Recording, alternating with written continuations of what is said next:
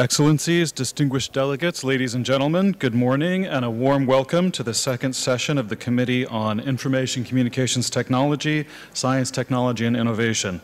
As we expect the dignitaries to arrive within the next few minutes, may I request all of you to kindly take your seats. May I also request all distinguished delegates to have their mobile phones turned off or put on silent mode during this occasion to avoid disruption in the proceedings. Thank you.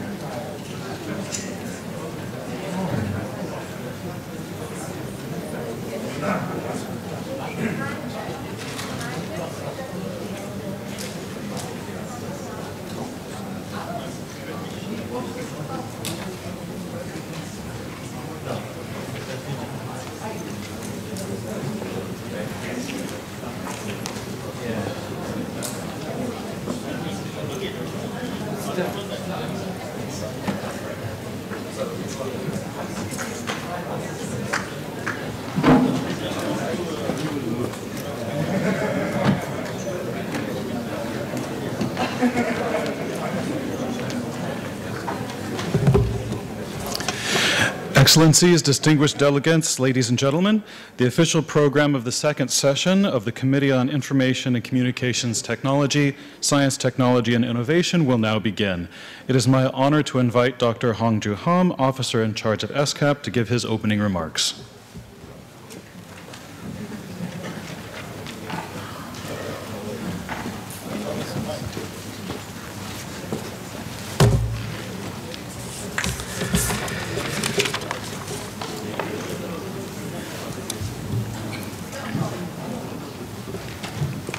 Dr. Pichet, Dr. Nakamura, Your Excellencies, distinguished delegates, ladies and gentlemen.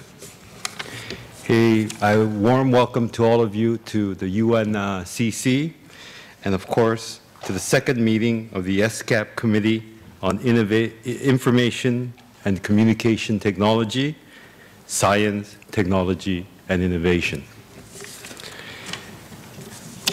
Science technology, ICT, has historically, ICT-less, been an engine of growth for economies and countries throughout the world. It is an aggregate supply shifting phenomena that allows countries to leapfrog their growth trajectories. We have seen this time and time again. In the 21st century, we as humans have harnessed more science, developed more innovations, created more technologies to advance our cause as never before seen. In Asia and Pacific, in my lifetime, we have seen enormous progress in our economic development. Our social development has been equally impressive. Our lifespan in Asia when I was born was 53 years old. Now it is 68. This growth, this social development has been astounding. But it has come at some cost. It has come at a cost of our environment. And on environmental issues, the Asia-Pacific region is lagging far behind. There has been a report this morning about the quality of air pollution and how it impacts not just our health, but our mental well-being. Asia-Pacific is a home of 90% of cities with air pollution issues. The question then arises, is science, technology, and innovation, ICT, has helped promote economic growth, social development, but not in a balanced manner. How, we ask the committee's guidance on how science, technology, and ICT can be used to better advance the Sustainable Development Goal agenda. How can it be used to better promote the economic pillars of the SDGs. And indeed, some of the social issues of ICT and STI remains an issue. STI, ICT, is fundamentally and predominantly being developed by young, white men. They are casting our future, especially in artificial intelligence, in robotics, in 3D printing, and it lacks the inclusive flavor of females and other minorities in shaping the future of our generations to come. How can we make this agenda more inclusive, more socially responsible, and more attuned to the environment? I think that is the #1 question we ask for guidance from the committee. We know that in the Asia-Pacific region that there has been enormous growth, but there are many countries and many societies, segments of society, that are quite behind the curve.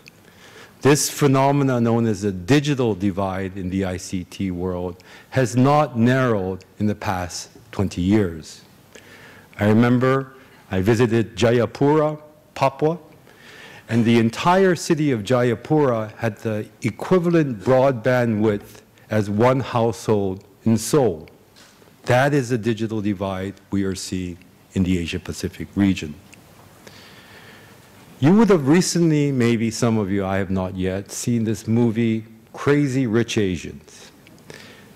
It really shows the enormous accumulation of wealth and inequality that is growing in our region. Not only do we see wealth inequality, we are seeing technological inequality, digital inequality. And this digital divide only further exasperates the technological divide that countries are now facing with the advent of frontier technologies, STI, 3D robotics, etc., that are ICT-based. And without the ICT framework, countries without are left further behind. We are finding countries with faster and affordable broadband access to really enjoy the benefits of frontier technologies, and those without being left further behind. So I ask this committee to think, reverse the issue on its head, and ask how can ICT and STI be used to narrow the digital divide, to reduce the frontier technology gaps. This, I think, the committee's guidance would be greatly appreciated. This divide occurs within countries and between countries. And when we talk about between countries, the answer that we see beyond education really comes at the forefront, which is cooperation, regional cooperation. Countries that have must work with countries that do not and figure out a way to bridge that divide.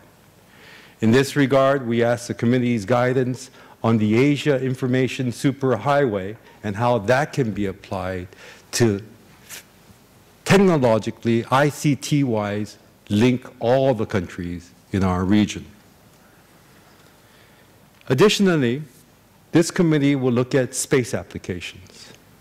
Space applications are increasingly being commercialized and used for the public's good. We are seeing space applications and weather satellites being shared amongst countries to mitigate disasters. We are seeing satellite technologies monitor forest fires and the degradation of our natural resources on land. We are seeing space technologies being applied to the oceans to monitor illegal fishing, to monitor the extent of the pollution in our oceans and seas. So we ask this committee how space applications can be used to better advance the Sustainable Development Goal agenda. I ask finally this committee to examine and share the best practices of science, technology, and innovation and ICT in your country with the rest of the member states gathered here today. ESCAP, as you are aware, provides a platform for these discussions on best practices of how to apply STI, how to apply ICT to advance the Sustainable Development Goals for this region and for the individual countries concerned.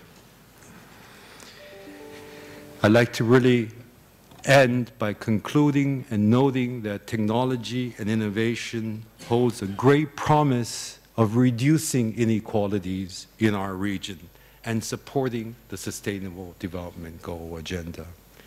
However, it isn't an easy task, and the Minister of Thailand today will remark on how difficult applying science and technology can be to instill a sustainable growth agenda. Not just a rapid economic agenda, but a much more inclusive and much more environmental friendly growth agenda. We look forward to the deliberations of this committee, and I really wish much success in your future deliberations. Thank you very much.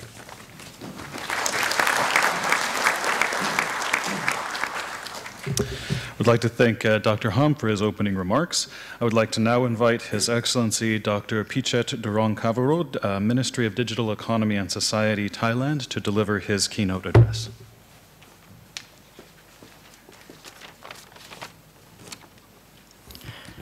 Dr. Hongjoo Hahm, Dr. Michiharu Nakamura, distinguished guests, ladies and gentlemen, thank you very much for the kind invitation to this second session of the Committee on ICT and STI, the two topics that I've been working for the past few decades. Since I've been given just 10 minutes, so let me be very concise, and I'll focus mainly on ICT, given the portfolio that I'm handling at the moment, and that is the Ministry of Digital Economy and Society, Thailand. First of all, let me say that we all pretty much know the concepts as well as the master plan of ICT. It has been spreading everywhere, and it's quite similar. So my notion is how to do it, how to implement it, and how to implement it in a meaningful way rather than just academic exercise. And at the same time, to look forward to digital opportunities, but recognizing the dark side of digital wherever it is. And here we are, digital development, a lot of technologies to consider, but more importantly, digital for development. And that is the original idea of setting up this Ministry of Digital Economy and Society. Number one, let me say that if you scan through all 17 items of SDG, one can see many aspects and opportunities whereby digital can be very useful.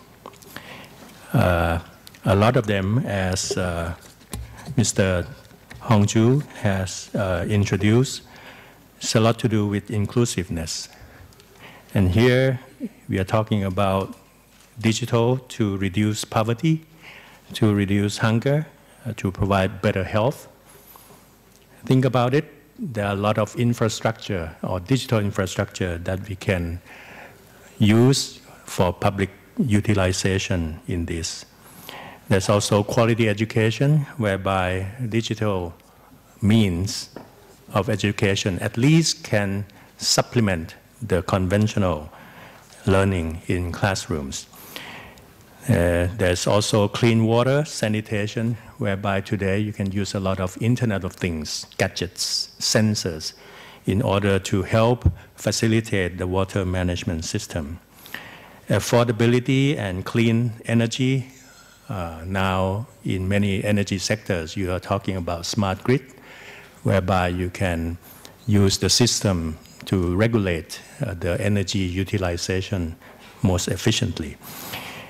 Decent work and economic growth. Well, this is a big subject, but let me just highlight one aspect of digital, and that is how to introduce e-commerce, especially to the people in the rural areas, whereby they have good products to sell, not only to the communities, but also to the world. There's an item on industry, innovation, infrastructure. We now enter the era of entrepreneurship and startups, how we can support, enhance, and promote them so that they can be more innovative and provide more economic platform opportunities. Sustainable cities and communities. We can talk about a lot of smart cities items any country can do.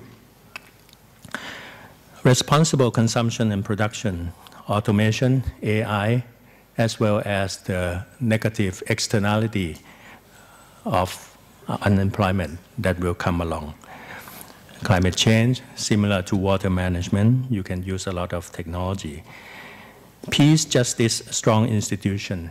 Well, this is where electronic government, digital government can come in to provide an open platform, more open government, more open data for the citizens, as well as instrument to be able to protect the society through cybersecurity.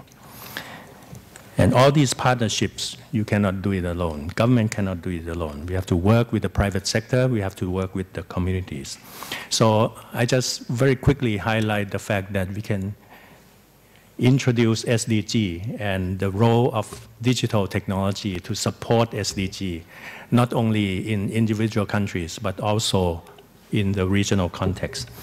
So in conclusion, for the part of Thailand, of all these, we are talking about Thailand 4.0, whereby digital Thailand plays a large part in enhancing the three items for digital Thailand. Number one, to reduce the disparity, provide more inclusivity through digital means.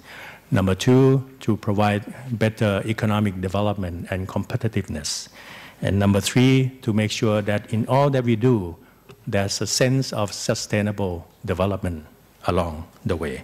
So inclusiveness, higher income, better income, as well as better quality of life. In summary for Thailand, digital Thailand, you may use the word Sigma to highlight what we are doing on 5 strategic directions to make sure that the digital part will be more inclusive. S stands for cybersecurity. I stands for digital infrastructure. G stands for e-government. M stands for manpower, especially in digital. And A for applications and development. I just want to mention one item, and that is the infrastructure part. In Thailand, we have 75,000 villages. And it is the goal of the government since a few years ago to reduce as much as we can digital divide. So we will make sure that all 75,000 villages will be able to have access to high-speed internet. We'll be able to do e-commerce through this high-speed internet. So either the end of this year or early next year, we'll be able to finish our job. All 75,000 villages will be connected to fiber optics. And at the moment, we have completed about 2/3 of all the villages. But infrastructure alone is not the answer. We also need to introduce, for example, e-commerce, e-health, e-public service to the citizens. And to empower them is a big challenge. But we have experimented on 200 villages on e-commerce for them to sell local products. It has been very well received, and now these villages are doing it e-commerce themselves. So this is one of the aspects that I think will help provide the inclusivity that we talk about. Last but not least, what can ESCAP members do in terms of digital inclusiveness at the regional level? Well, number one, I would think that the word digital connectivity would have a lot of meaning for the connectedness of countries in the region. May it be the hardware connectivity, or may it be the soft side, such as the alignment of digital laws, legal infrastructure. The alignment would help us to be able to go through the digital era with less disturbances. Number two, cybersecurity. I think everyone now recognizes the fact that we are prone to attacks any day. And some of the attacks can be so damaging, for example, to our public health, something that we need to protect ourselves early on. But we can learn from each other, we can exchange information. Number three, we can collaborate on startups and entrepreneurships. And I have seen a number of countries who are now trying to pitch together startups of different countries. And this is very rich because a lot of times you will see that startups are aiming for global market, not just home market. Number four is smart cities. In some regions, they are now talking about pairing smart cities so that they can be sister cities, but not the traditional sister city alone, also sister smart cities, something that we can learn together. Last but not least, big data. And I think this is crucial not only for the business and private sector, but it is also crucial for government sector to be able to do more with data analytics, to be able to secure their private data and security data with proper use of data centers and cloud services. And this will we can make sure that we understand the needs of the people better through the analytics of big data, and at the same time to be able to devise better policy through the evidence-based policy platforms. And this is something that Thailand is facing the challenge through the Sigma, the so-called Sigma program. I would like to end by saying that digital technology provides a lot of opportunities if we do it right. But at the same time, we have to be conscious about the side effects, which I don't have time to talk about, but we all know what they are, but we have to be ready. And at the same time, to make sure that our young people would be well equipped to enter the digital age, especially those who are disadvantaged, those who are in rural areas. I think this is the first time that we can see the power of technology being able to penetrate to the rurals in meaningful way. And this is the equity, this is the inclusiveness that we are talking about, making sure that infrastructure reaches them, and at the same time, they are empowered to do by themselves subjects like e-commerce, e-health, e-service, and so on. Even smart farmers can be introduced through this digital penetration. Thank you very much for your attention.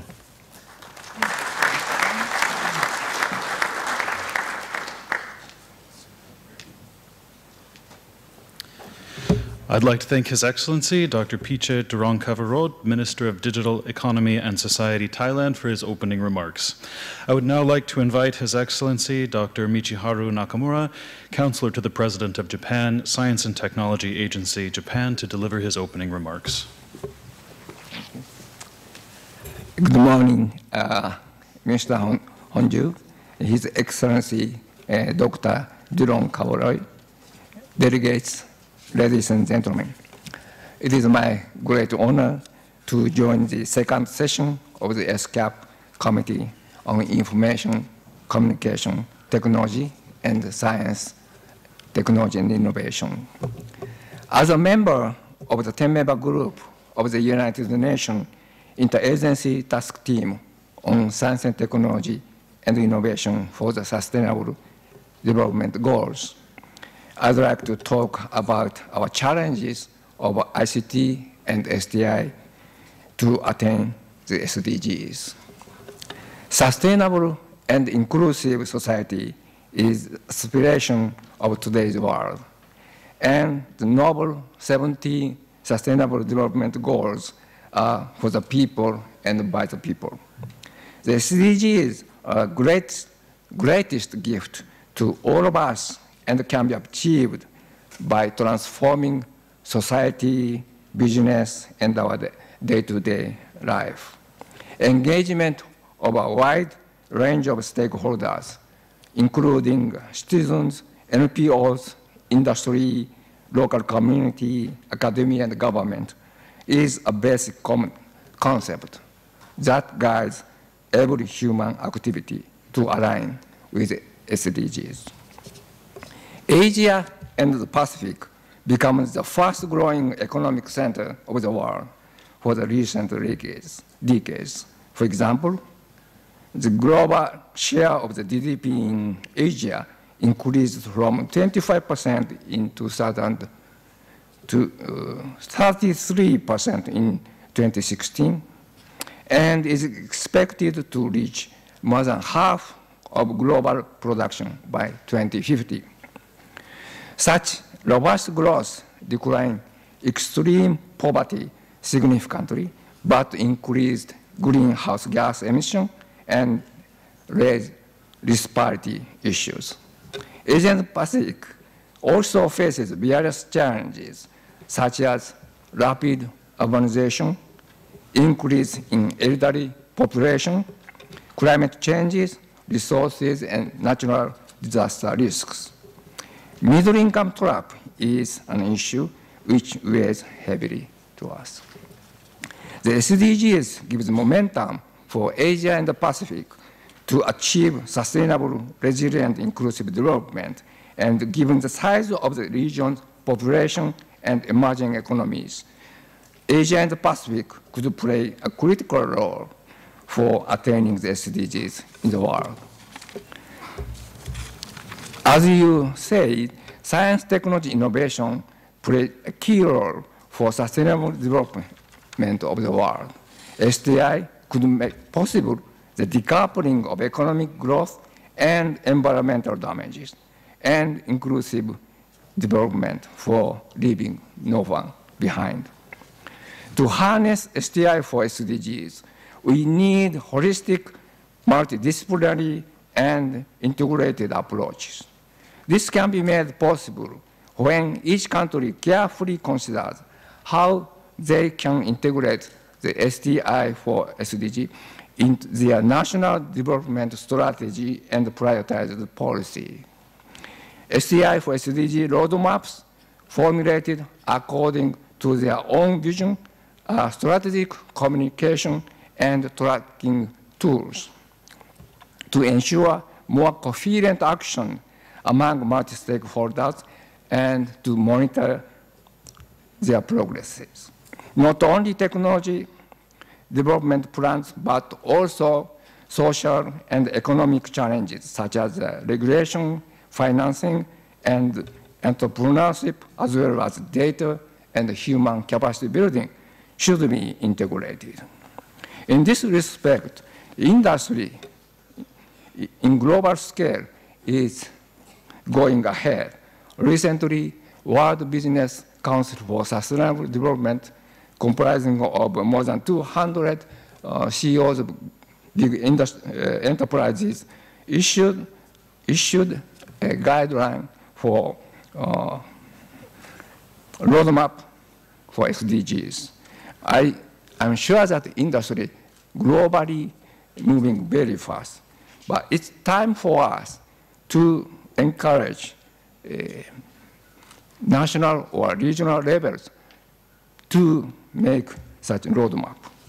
As Professor Kishi, Science Technology Advisor to the Ministry of Foreign Affairs in Japan, presented at the third STI Forum held in June of this year, it was strongly recommended that member states take action to materialize a roadmap based on their national development strategies and share them in the next 74th session of the United Nations General Assembly in 2019.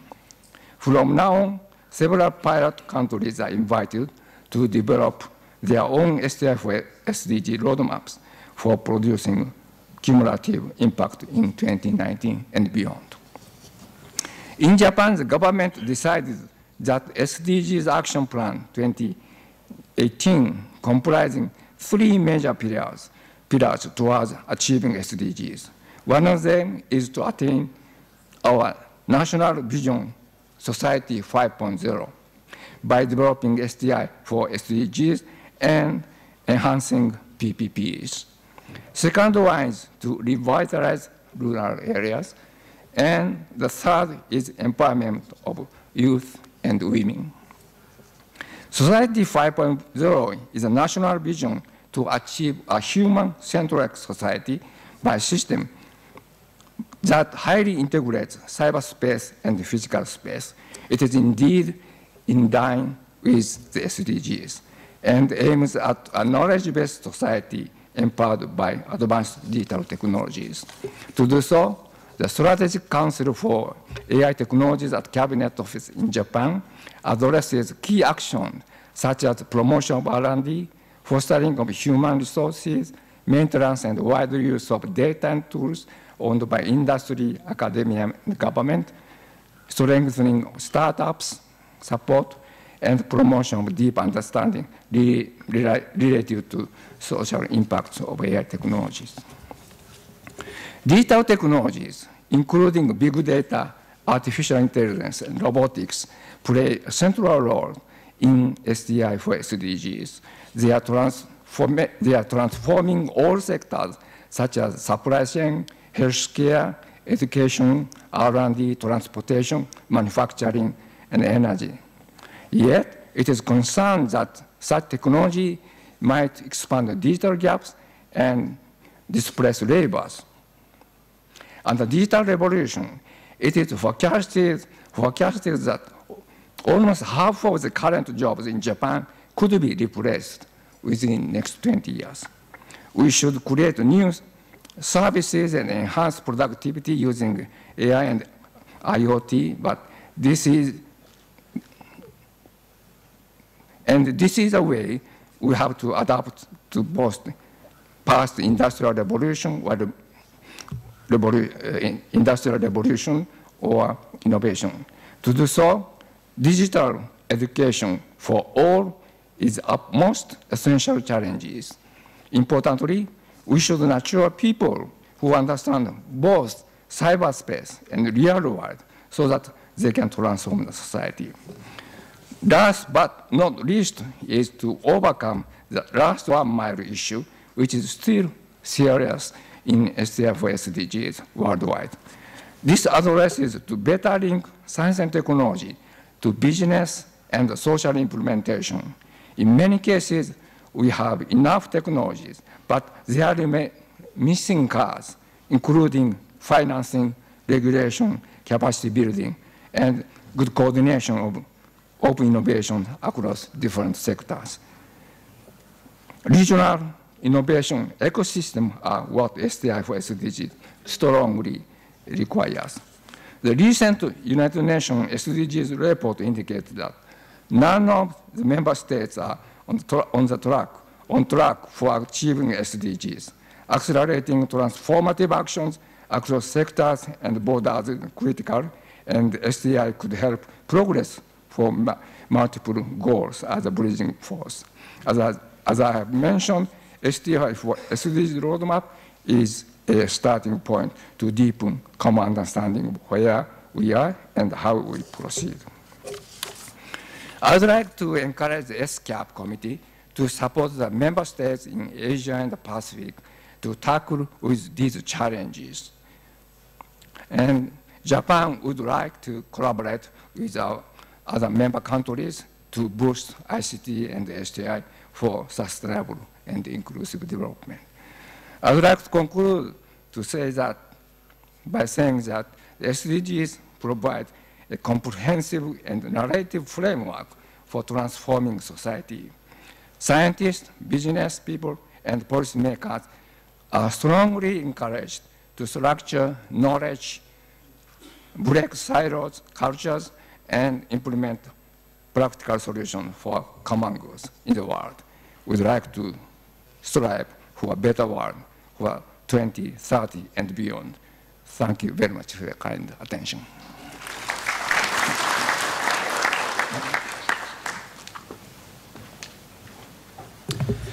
I'd like to thank His Excellency Dr. Michiharu Nakamura, Counselor to the President of Japan, Science and Technology Agency, Japan, for his opening remarks. Distinguished representatives, that concludes our opening session. All participants for the expert group meeting on space applications for sustainable development are advised to continue the EGM session, which will be held in conference room 4.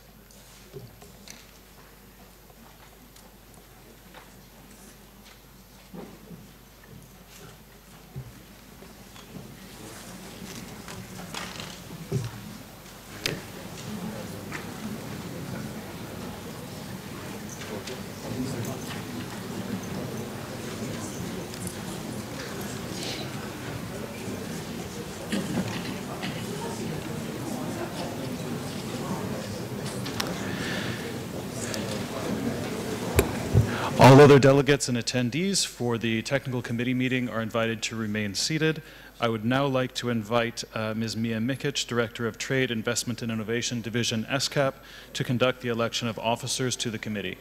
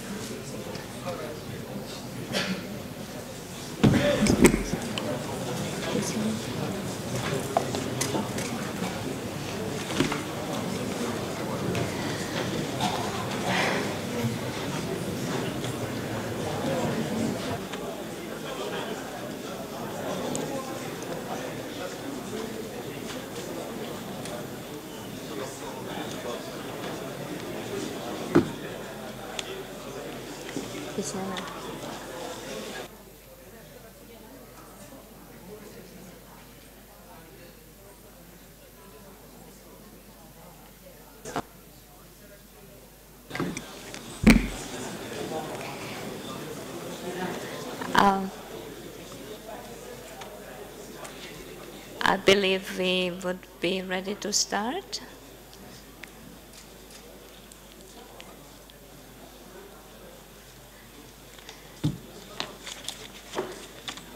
So good morning, distinguished delegates, ladies and gentlemen. We will now proceed with the election of officers of the Bureau. A Bureau shall consist of a chair and 4 vice chairs. It is proposed that the chair will oversee the plenary sessions concerning agenda items 1, 2, 5, 6, 7, 8, and 9, while 2 vice chairs are elected for each parallel meeting on ICT for agenda item 3 and STI for agenda item 4. The floor is now open for nominations for such positions. May I invite nominations from the floor? I recognize the distinguished delegate of Russian Federation. Good morning. Thank you for giving me the floor. Excellencies, distinguished delegates, ladies and gentlemen, I have great pleasure to propose Professor Dr. Peyman Salehi, Deputy for Innovation and Commercialization of Technology at Vice Presidency for Science and Technology, Islamic Republic of Iran, for the position of Chairperson of the second session of the Committee on Information and Communications Technology, Science, Technology and Innovation. I further propose for the position of Vice Chairpersons as follows: Ms. Sirimali Fernando, Chairperson, National Science Foundation of Sri Lanka; Mr. Edgar Garcia, Director, Department of Science and Technology, Philippines; Mr. Tavisak Monatham, Director General, E-Government Center, Ministry of Post and Telecommunications, Lao People's Republic, Democratic Republic, and Mr. Anitelu Toimana, Director of Information and Technology, Ministry of Meteorology, Energy, Information, Disaster Management, Climate Change and Communications, Tonga. Thank you so much. Thank you, distinguished delegate of the Russian Federation.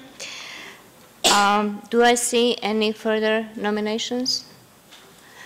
Distinguished delegate of Cambodia. Good morning, Excellency, ladies and gentlemen. I have a great pleasure in seconding the nomination of Professor Dr. Payman Salehi, Deputy for Innovation and Commercialization of Technology at Vice Presidency for Science and Technology, Islamic Republic of Iran, for the position of the chairperson of the second section of the Committee on Information and Communication Technology, Science, Technology and Innovation. I further also second the nomination of the following vice chairperson: Ms. Sri Mali Fernando, Chairperson, National Science Foundation, Sri Lanka; Mr. Egat I. Garcia, Director, Department of Science and Technology of Philippines; Mr. Tavisa Manodam, Director General, E-Government Center, Ministry of Post and Telecommunication, Lao PDR; and Mr. Anitalu Taimana, Director of Information and Technology, Ministry of Meteorology, Energy, Information, Disaster Management, Climate Change and Communication of Tonga. Thank you for your kind attention. Thank you, distinguished delegate of Cambodia. Do I see any other nominations? Okay. As I see none, with that, I take it that the committee has unanimously elected for the chair Professor Dr. Payman Salehi, Deputy for Innovation and Commercialization of Technology at Vice Presidency for Science and Technology, Islamic Republic of Iran.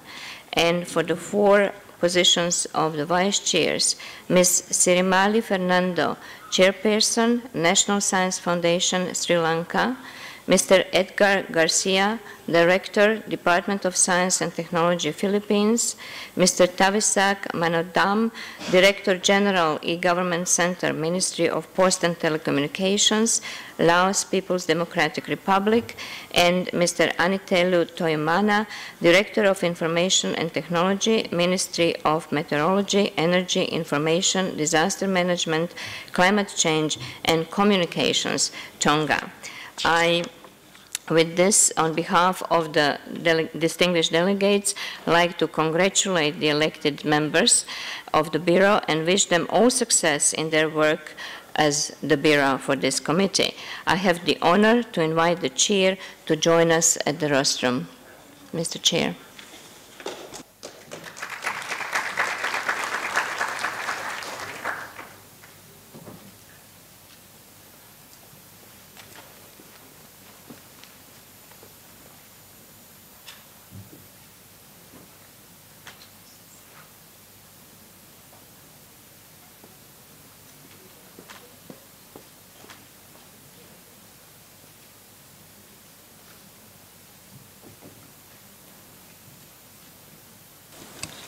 Good morning, ladies and gentlemen, Excellencies, distinguished delegates, ladies and gentlemen.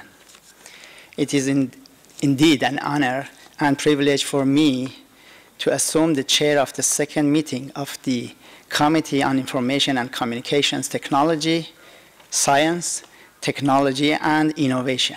On behalf of other members of the Bureau, I wish to express our appreciation to the distinguished representatives for the confidence you have placed in us.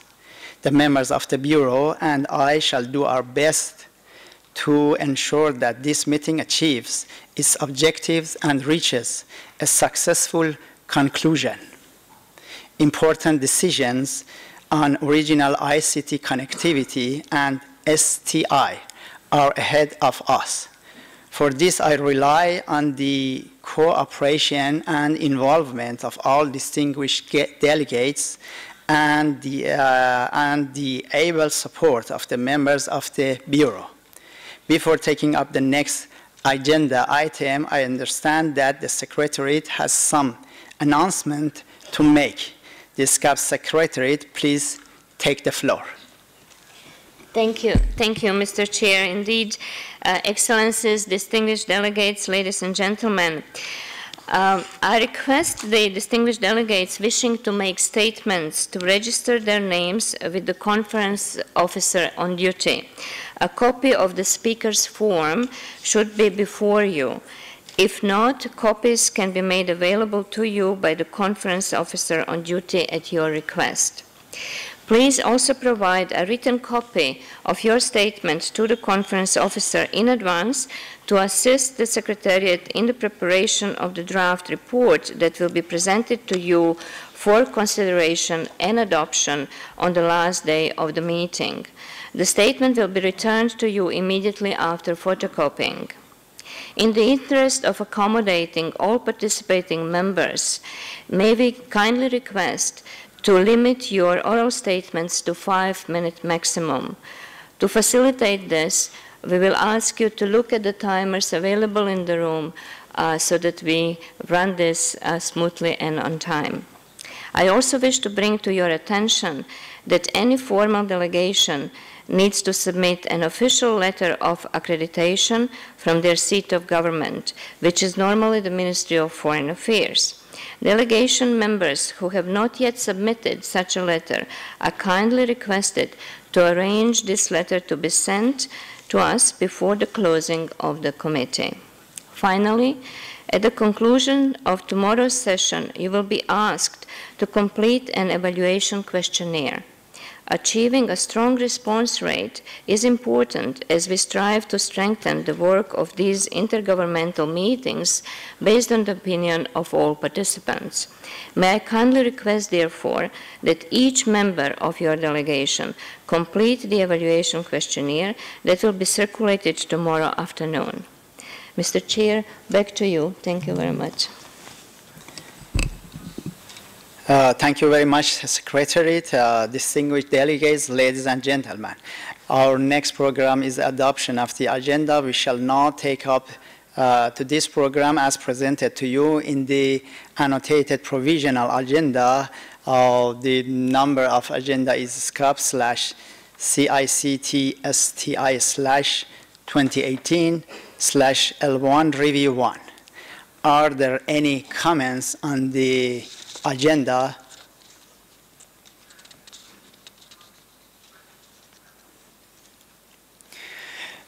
Okay. If there are no comments, the agenda is as contained in document, as I mentioned, is adopted.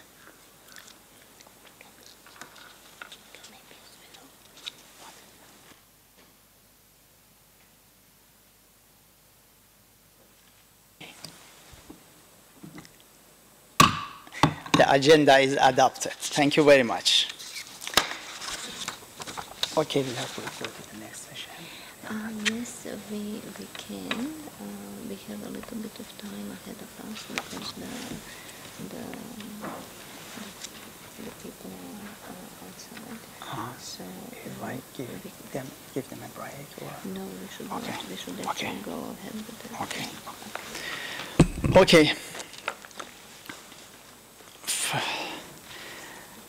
The next scenario is the 2030 Agenda for Sustainable Development and the Future of Technology high-level panel discussion. And for this item, you should have before your document the 2030 Agenda for Sustainable Development and the Future of Technology. I now have the pleasure to invite Ms. Mia Mikic, Director, Investment and Innovation Division, to introduce this agenda item. Please join me to invite Ms. Mia Mikic. Thank you. Thank you, Mr. Chair. If I just... Okay, good. Thank you very much. I'm pleased to introduce this agenda item on the 2030 Agenda for Sustainable Development and the Future of Technology. The paper has been distributed, and I hope you have had opportunity to peruse it and read all the details, as I will have to limit my comments only to present the main conclusions and main messages of the paper. hopefully. Sorry. Seems that my screen is not working here, so I will have to look at the different one. And I will structure these main messages as per the structure of the paper itself. Now, obviously, it is always useful to start with defining the concepts we deliberate upon. And unfortunately, there is no single or universally accepted definition of frontier technology. However, there are a number of common features and recurring features across the different technological advances that we have to take into account so that we understand the possible impacts of such future technologies. These recurring common features have all potential to disrupt the status quo, to alter the way people live and work and learn, to rearrange value pools, and to lead to entirely new products and services. And while that pool contains increasing number of new technologies, the paper that was submitted to the committee was focusing on only subset of such, including artificial intelligence, robotics, the Internet of Things, and 3D printing. Let me highlight in the context of the 2030 Agenda for Development, for Sustainable Development, 3 areas of benefits that are also more comprehensively covered in the paper. Now, of course, there is no doubt that technology is fundamental to sustaining economic growth. We have plenty of evidence that every new wave of technology has provided an impetus to high rise in productivity and to fastening the economic growth. It has opened the areas for new businesses, for new business models, and of course to the new consumer needs, all of which have catered to higher economic growth. On the social area impact, we also know that frontier technologies have potential to reduce inequality and to support inclusion. However, the relationship between technology and inequality is multifaceted. Technologies, notably ICT, have brought improved access to basic services such as financial inclusion. There are plenty of examples from the regions that are covered in the paper as well. In the other aspect of the social impact, technology have been used to support delivery of public service. Frontier technologies such as artificial intelligence and blockchain carry great potential to further enhance the efficiency and effectiveness of public service delivery.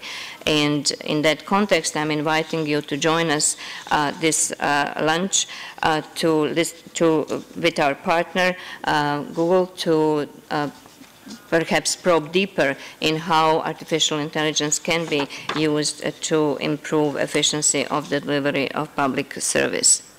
Lastly, frontier technologies have great potential to be applied for environmental protection. Advanced technologies such as space technology applications are helping to anticipate and respond to climate risks. And as we heard also this morning, the governments in Asia Pacific have promoted and adopted the state-of-art technologies to address environmental impacts by developing smart cities concept. Now, of course, there are many challenges that are associated with effectively developing and implementing frontier technologies for sustainable development. I would like to highlight 3 groups of these challenges. One relates to the technology's impact on jobs.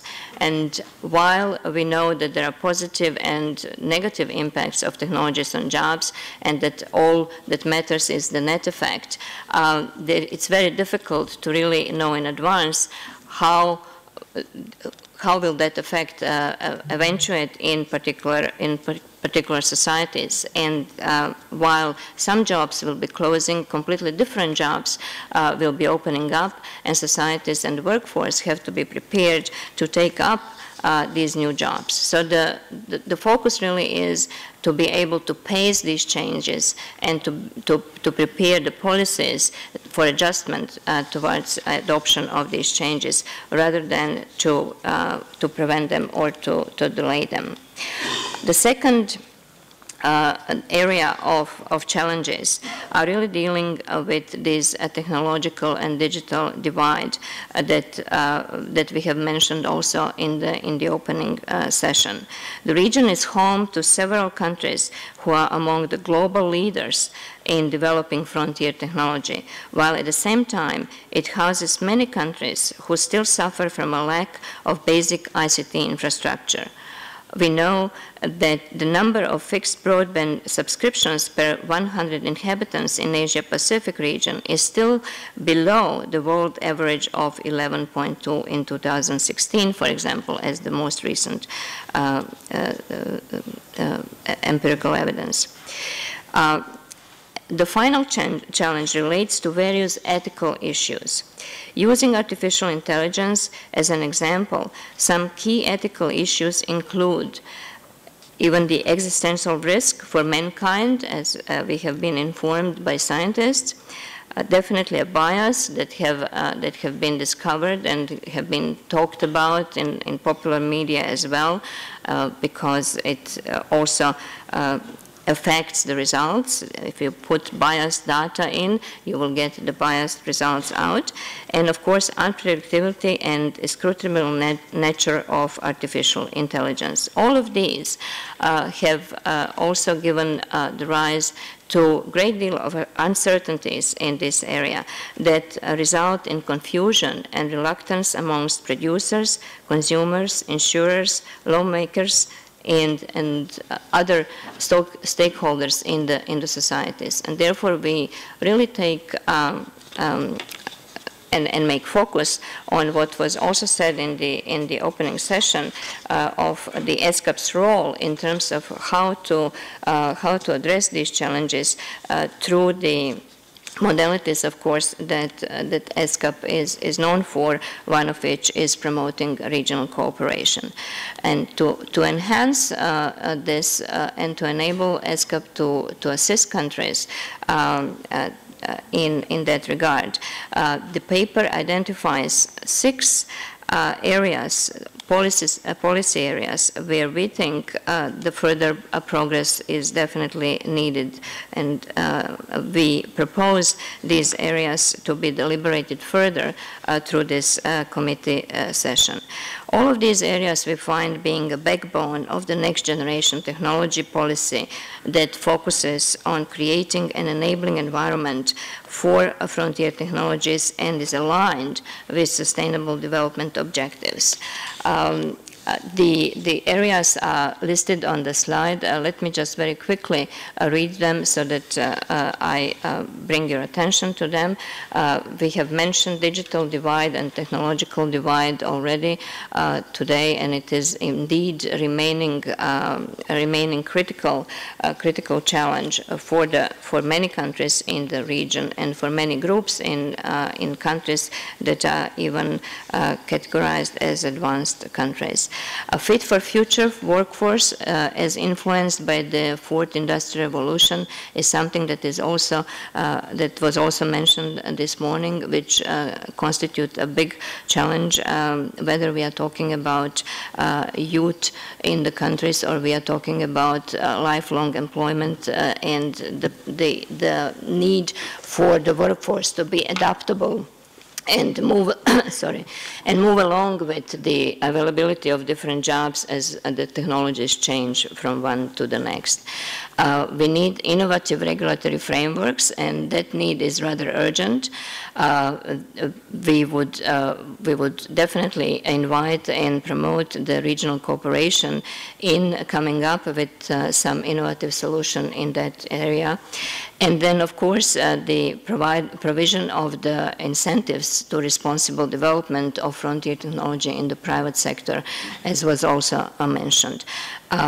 We would want to focus also on providing more clarity for the government role in these private-public partnerships that we also promote, and for that purpose, a platform that ESCAP provides regularly for the multi-stakeholder and regional dialogue and cooperation, we hope will be utilized highly. So with this, let me just invite you to try to focus the deliberations of this session in the committee to provide the guidance to the Secretariat in terms of two broad areas, the policy priorities that need to underpin this next generation technology and innovation policy, and as well areas of regional cooperation and making the priorities in that regard. Development, for example, of a set of overarching principles governing the development of frontier technologies should be on the top of the agenda when it comes to the regional cooperation. Let me finish here and invite you to visit the websites of the two divisions responsible for the work in this area of ICT and STI. And with that, I thank you for your attention. Mr. Chair. Thank you very much, Ms. Mikic, for introducing this session. I now would like to invite Dr. Hongjoo, Hahm, officer in charge of ESCAP, to moderate a panel discussion on the agenda item 2. I would like to invite Dr. Hahm and the distinguished panelists to take the seats on the stage.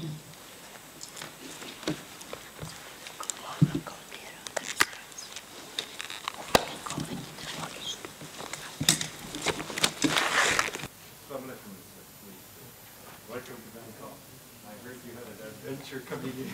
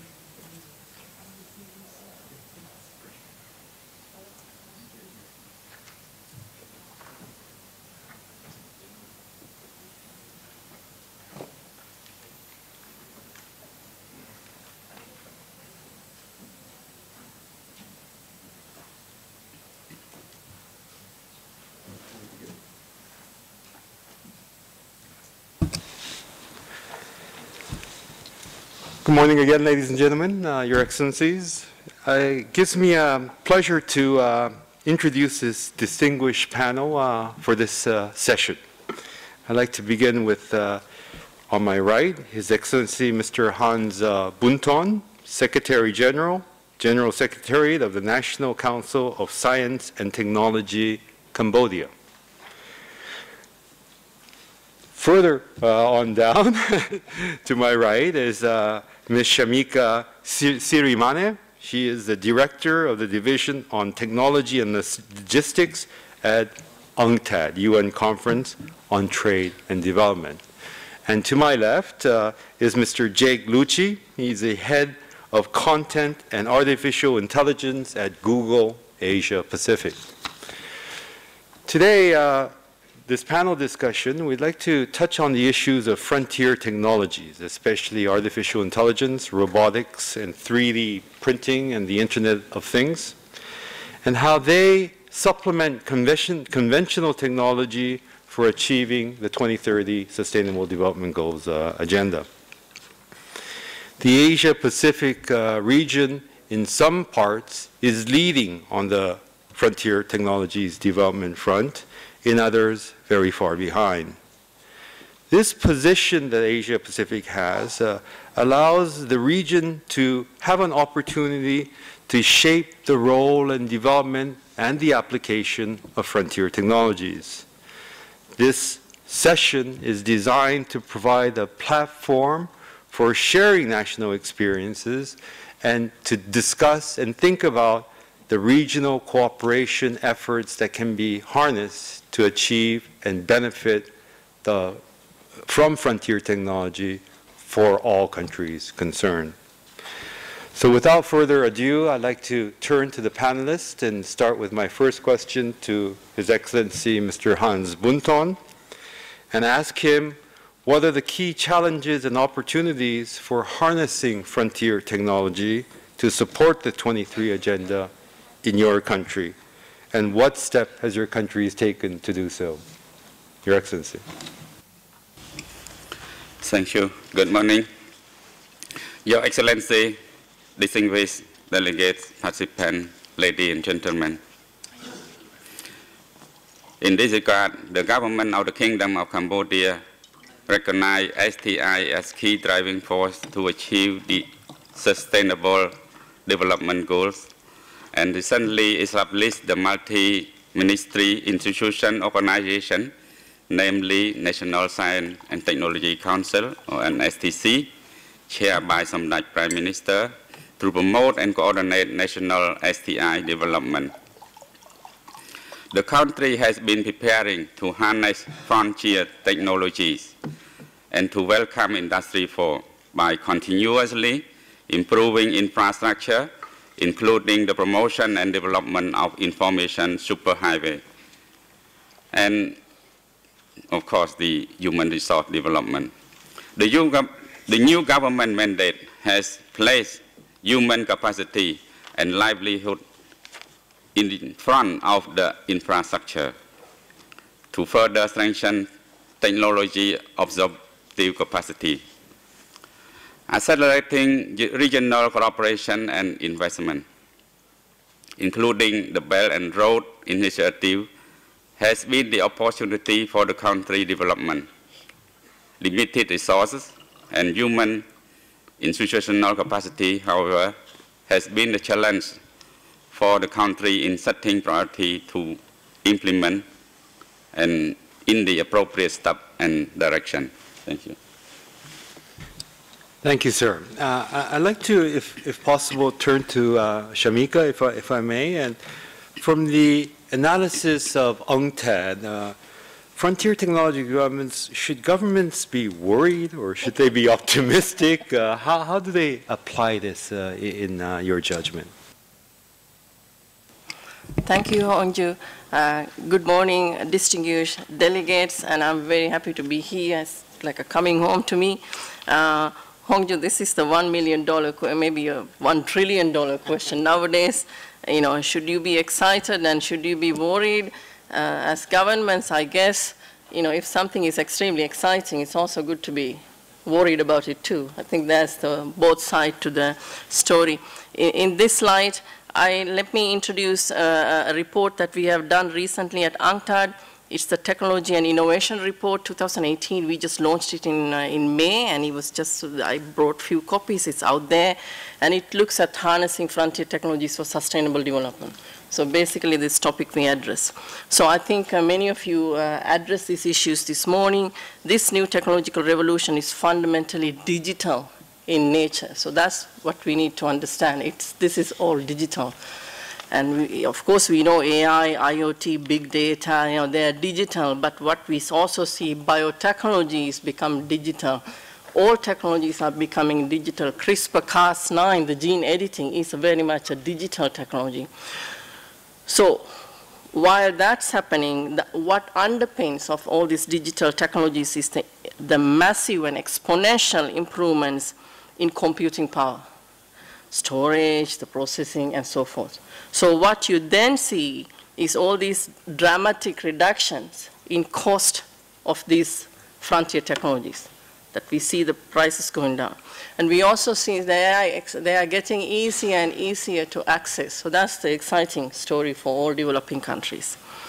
And that there is declining entry cost You can, once it's easy, once it's costless, not costless, when prices come down, entry easy. And in fact, we call it a democratization of technologies.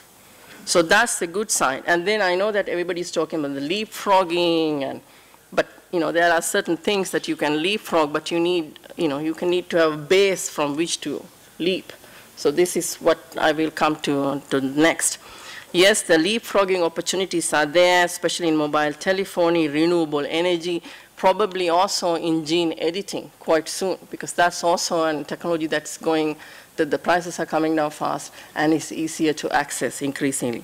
And then we also say new innovation approaches, like because of these platform nature of these digital technologies. We talk about sharing and caring economy, and there are grassroots, frugal innovations, and they all have been given a new impetus by these frontier technologies that we so-called frontier technologies. Now, I know that we also think, this frontier, so, we are in low-income setting, they cannot be accessed. This is not true. We've seen, I think, many examples were given. Hongjoo, you gave some examples, and the minister also gave some examples. We've seen the big data being used for mapping disease outspreads in this region. We've seen the IoT being used for water quality management in Bangladesh. It's a big example. And biotechnology, the CRISPR-Cas9, this gene editing technology has enormous potential for drought-resistant seeds. So the list goes on. But then I also want to say, now come to the other side of the story, the worry, should we be worried? I think as I said earlier, for the countries to have sustained benefits from these technologies, countries need to go back to basics. And there's no magic bullet. This is the boring stuff, back to basics. You need to have the infrastructure, especially access to affordable and high-quality internet. It's about human capital, building digital skills. It's about regulatory and policy environment. It's about finance. I know we are so into startups, in the digital startups, and let me tell you from our studies, we find it's extremely difficult for them to raise funds. You go into commercial banks, traditional commercial banks, and these digital startups are not entertained because they are at the frontier, they are the high-risk enterprises. So there are many things that need to be done, and these are the boring things, these are the difficult things. This is where the science, technology, innovation policy cannot be done at a sectoral level. It has to be done a more systems approach to these policies. All government the ministries need to come and work together, but these are not easy things to do. And now couple of the things that let me highlight Hongjoo. So looking into this, especially looking into these frontier technologies, what more needs to be done? I think one of the things is, several of you mentioned about ethics. And this is a concern. I think but these ethics are different for different kinds of technologies. AI's ethics are different from the gene editing ethics and computing ethics and all that. So ethics is not just one block. It's a different things, and they need to be, in fact, looked at a more global setting, because you need to bring the big players to at least for them to agree on a soft set of guidelines. And the other thing is, I think you also mentioned, Hongjoo, the new social contract. Because of the artificial intelligence, because of digital platforms, the way we work will be different. So the countries need to prepare for that.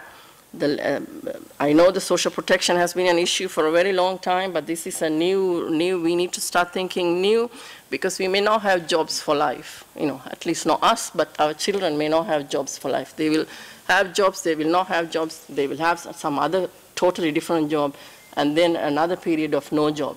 So to protect them, you also need to have continuous education systems. So there are, as I said, there are systems approach necessary for us to, developing countries, to benefit from these new technologies. Thank you. Thank you, Shamika. I want to turn now to Jake, if I may. Mr. Lucci, can you, first of all, it's a delight to have Google in the United Nations amongst all the member states. They are one of the big players in this world of technology, so we're delighted to welcome you, Mr. Lucci. We'd like to ask you if you can reflect why Google is interested in supporting countries in the Asia Pacific to meet the SDGs. Specifically, how are you doing so? Thank you, Dr. Hahm, and distinguished delegates. It's also a bit of a homecoming for me as well. I used to live in Bangkok and work in this building, so it's great to be back again. Yeah, in a previous life. So thanks. It's an excellent question. So for Google, frontier technologies are really at the heart of the way that we're thinking about how to achieve our mission now, which is to organize all of the world's information and make it universally accessible and useful. So in particular, in my role, I spend a lot of time thinking about the artificial intelligence dimension of that. So our CEO, Sundar Pichai, often says now that we're an AI-first company. It's the center of everything we do. And there's 3 ways that we're deploying AI to fulfill our mission, but also in ways that I think are very relevant to the SDGs and this conversation today. So those 3 ways are, one, in our products, obviously, which is the first and most obvious way. But a lot of the things that we're trying to do with our products are really driven around accessibility and around trying to bring our products to new generations of users who are coming online for the first time, and in ways that enable them to participate in development processes that they may not have been able to be involved in the past.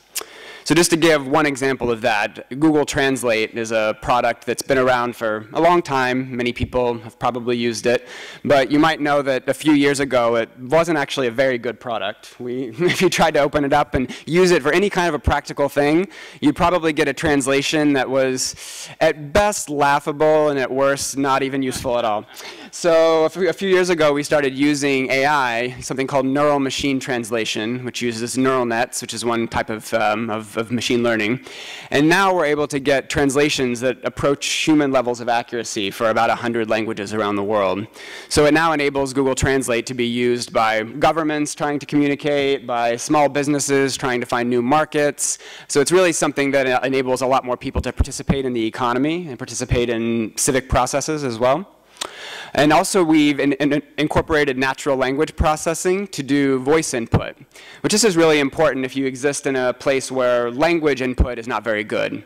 So for many languages in India, for example, the interface for the keyboard is very clunky. It's difficult to use, difficult to type using your own language. So now having voice input as a way of actually speaking to your phone enables people who otherwise wouldn't be able to use the internet to be involved.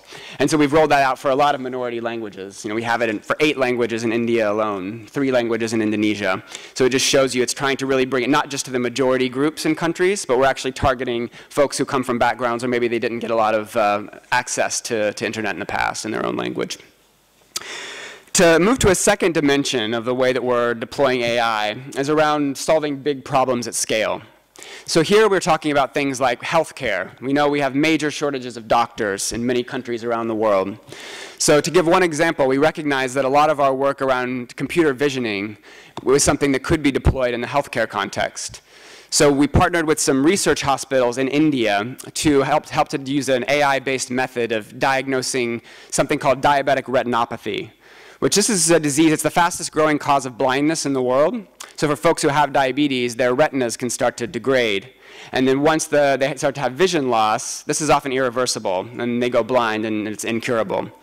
But it's actually something that if you catch early, it's very, very treatable. But the problem is India has a shortage of about 127,000 eye doctors. So it's not always possible to diagnose this disease early on. So working with local researchers at hospitals in India, we used a machine visioning-based way of just looking at scans of people's retinas, which can be done by any nurse, any place. It doesn't require an ophthalmologist. And then feeding those into the system can diagnose folks who are at the early stages of diabetic retinopathy and then forward them to doctors for treatment. So that's just one sort of example, but there's other ones as well, I think, around SDGs, around climate change, for example. We're using AI now to reduce energy consumption in our data centers by 40% by using AI basically to optimize when certain energy is used at different times and to shut down the system when less energy is needed. So I think that these types of approaches are really ways that we can achieve a lot of the SDGs at scale and at much lower cost, as Shanika mentioned earlier. And then to mention a third dimension, we recognize that AI is a technology that we need more people participating in. As was mentioned this morning, a lot of the technology in the past has been developed by young white men, I think as someone said this morning. And we recognize that's a big problem. Now I would say it's also a lot of young Asian men as well, but that's still not very diverse when we think of the world globally. We need more women involved in this technology. We need more people from different backgrounds there. And so one of the things that we're doing is publishing a lot of our own tools online available for folks to be able to use. So for example, the software library that we use to do AI at Google, we've open sourced on our website now. It's called TensorFlow. So any researcher at any institution around the world who wants access to software to be able to do artificial intelligence and machine learning can access TensorFlow for free online. We've also open sourced a lot of, we've released 1,000 Google Cloud TensorFlow processing units, and these are hardware. So if you think about machine learning, what do you need to do machine learning? You need data, you need an algorithm, you need hardware, right? You need actually computing power to run the system. So we've released these algorithms. We've also released hardware that researchers can apply for free to use from anywhere around the world. And then finally, we're supporting a lot of academic fellowships, about 250 around the world, for researchers from minority backgrounds who want to be able to apply to develop expertise in machine learning from different countries. And we're working very closely with academics around this region in particular, in India, in Japan, in China, and many places throughout the region. So I would say those are just a few things, but these open source tools are really being used by folks in lots of really, really amazing ways. So we saw some researchers from Queensland University in Australia use TensorFlow to identify a way of detecting sea cows, which are an endangered species, and then be able to detect those in an automated way to then be able to go out and preserve them in their natural habitats, which in the past took hundreds of hours of people just sitting down and looking at images manually and trying to find the sea cows. And now AI is able to do that, right? And another dimension is that we have a farmer in Japan who's just a cucumber farmer, a regular old cucumber farmer, who in the past had to hand sort his cucumbers to sell them on market. And his son, who was sort of just like a young computer scientist, but no one with any particular expertise in AI, used TensorFlow to develop an automated way of sorting his cucumbers. So if we think about just for farmers who want to be able to develop ways of being more efficient in the way that they develop their crops and sell them to market. So these are ways that really can bring economic impact to people on the ground who in the past maybe wouldn't have had these types of access to technology to do. So I'll stop there for now. Thank you very much. Thank you very much. A very optimistic vision of our future and something that we look forward to. I have some follow-up questions, of course, I'm sure all of you do, but before I move there, I'd like to introduce our fourth panelist. This is His Excellency Mr. Hakob Arshakyan. He is the first Deputy Minister of Transport, Communication, and Information Technology of Armenia. So welcome, sir, to the panel. I'd like to start by asking you how you are using technology, science, innovation, ICT to advance the SDGs in your country. Thank you very much, Dr. Hahm, Excellencies, distinguished guests. There was a small miscommunication about timing. Sorry for being late. So about the technologies and SDGs in my country. First of all, harness technologies brought the Velvet Revolution to Armenia. Most of you might have seen on the media what happened in there with love. People just went to the roads and followed their leader through Facebook Live. Some more than 50,000 people were like watching it online because of this grown infrastructure, 3G, 4G, and of course the technologies like social networks. And the revolution happened, and there is zero corruption right now in Armenia, and everyone is happy. People are smiling on the roads. So if there would be no communication infrastructure, technologies, that there would not happen. And our colleague from Google talked about the health and artificial intelligence using health technologies. So we do have a centralized medical system in Armenia, and all the data is being collected into one place, and the doctors can watch at the history of the patient patents, and they can predict how the treatment should happen to based on the technology that learned from the previous scenarios with different other people, and also based on the books and the knowledge, basic knowledge of the that is written in the books and the academy. So Armenia is also a high-tech country, and we do promote lots of startups, and we do have many of the incubators and accelerators, and currently there is a plan to develop a national startup foundation fund, which will be in support to the startup community to leverage the new technology and knowledge and grow startups, also for the use of the contemporary technologies. So, and we would like to also invite our partners to contribute there, as we are open for partnerships. So companies like National Instruments, Synopsys, Siemens, Mentor Graphics, Cisco, IBM, Microsoft have a big footprint in Armenia. Some of them have a large R&D and regional centers for Europe. This gives an equal working opportunity for women. It would looking around, we can see that there are not much women interested in technology. The world's average of involvement of women in technology is only 11%, which is a very low number. In Armenia, it is more than 35%, and it is growing. So we also give an equal opportunity for women to get involved into technology. The plans are big. A digital transformation agenda for the country to make it a better place for the people to live, and it would be my pleasure if the more parties would be engaged into this. We do have a digital agenda 2030 for the country, and saying a digitalization, many people understand that the people should seem like in pixels, but honestly it is more about people to leverage their resources in a more efficient way, and countries to manage themselves in a more efficient way using technologies. So with this, thank you very much. Dr. Hahm. Thank you, Deputy Minister. I'd like to begin the second round of questioning by breaking it up into two groups, our country group and, of course, our technical specialist. So, Mr. Minister, you talked about how frontier technology can be applied and is being applied in Cambodia. How do you see the role of ESCAP? How can ESCAP help Cambodia's STI development? Thank you, Dr. Hahm. Cambodia see networking and cooperation is the key to harnessing science technology.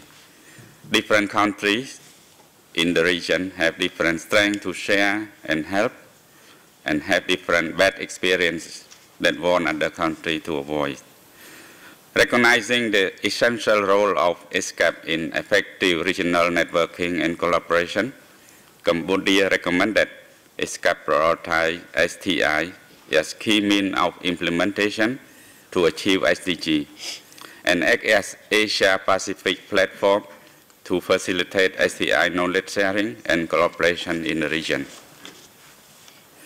Starting from supporting member country states to develop appropriate STI policy, strategy, and roadmap for achieving SDG by effectively harnessing STI for sustainable development. Thank you. Thank you, Mr. Minister. Vice Minister, I want to ask you the same question. You're already very well advanced in your STI agenda in Armenia. Do you see a role for ESCAP, the broader UN, to support your country's efforts? First of all, I would like to emphasize the role of ESCAP of bringing everyone together especially for the landlocked countries which don't have access to many resources and to the sea, to really create plans of including them into a global strategy of developing infrastructure and giving everyone equal rights and opportunities to use the technology and to learn from internet and from different other resources. I think that the partnership is a key, plays a key role in all these activities. And ESCAP is the one who is bringing together everyone. And many partnerships are happening right on place. So I believe that's the key thing that ESCAP brings with this, its regional and global view, and bringing everyone together to make it happen for the people to live in the world. Thank you very much. Very nice of you. If I may, Shamika and Jake, I heard a very optimistic version of how AI can really help, help socially, help environmentally, help us grow. The examples you gave on climate change and the eye doctors, to me, seems to be a way of increasing the efficiency of the way we work. It doesn't seem to be a displacement of jobs. I think you still need as many eye doctors.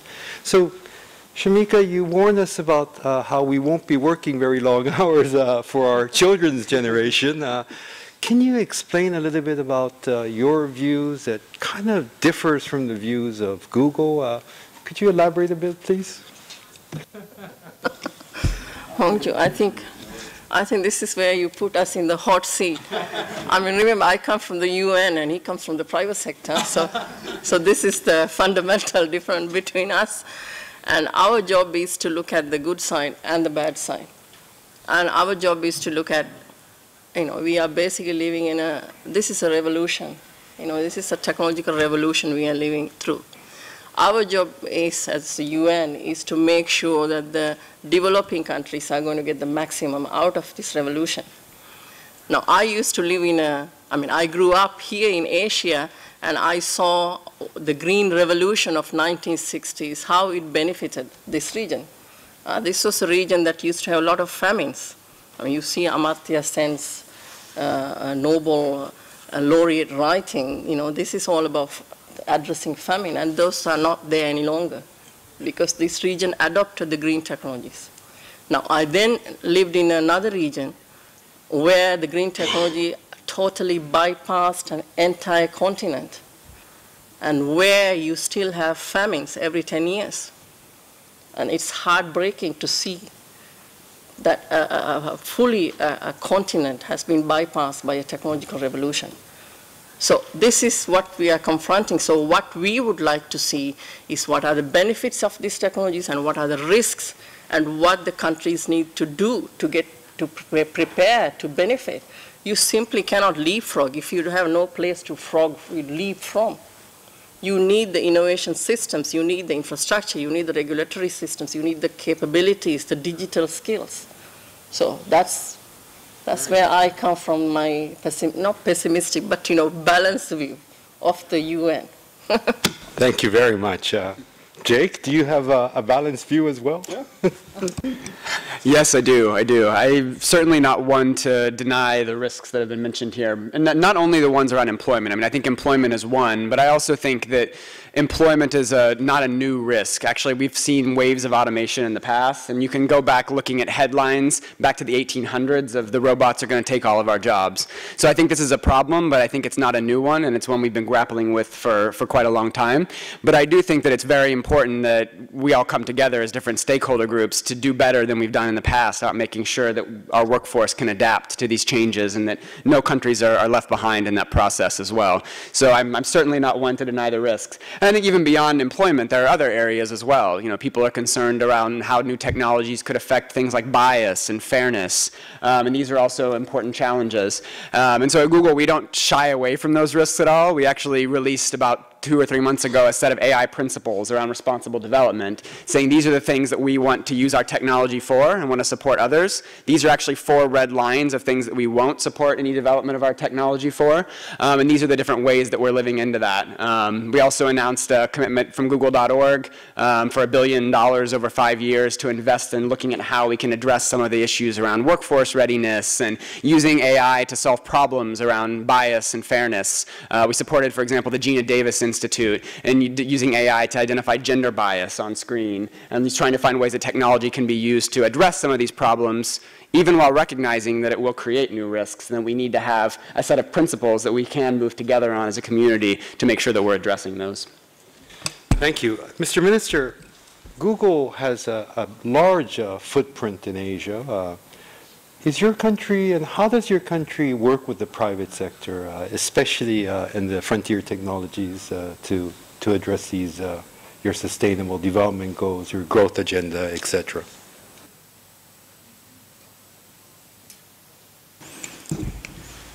Thank you.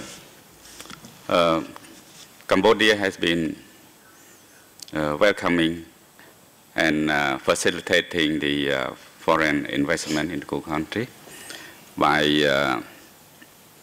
developing the legislation that encourage investor into the country and build infrastructure and information superhighway, as I already mentioned. And I also like to take this opportunity that even Cambodia is such a small country with less population, but I personally see a full support from Google to support our language, Khmer language, in the mobile system and the computer. Thank you. Excellent. Ladies and gentlemen, it was quite a rich discussion that talked about not only the benefits of artificial intelligence, moving people, communicating better, but not just people to people, addressing social issues, addressing environmental issues. We've seen the challenges that UNCTAD addresses in a very balanced way, and we've seen how countries are applying these technologies to really advance on a sustainable and balanced way. I don't see the private sector as an enemy of all things. In fact, they are an intricate part of this development process, and they are very keenly aware of the sustainable development issues of balancing growth in a sustainable manner, concerns for social, concerns for environment, and it really augurs well for the future. I'd like to open the floor, if I may, to any questions you may have to any of the panelists today for the next couple of minutes.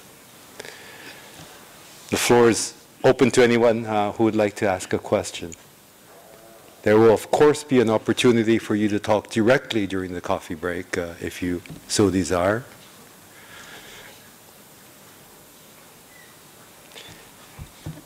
I see that the coffee break awaits us and is very important. I do want to thank the panelists again. Oh, I'm sorry. Do you have a question, please? Sorry, I don't have a question. I just procedural. There is no coffee break. Sorry.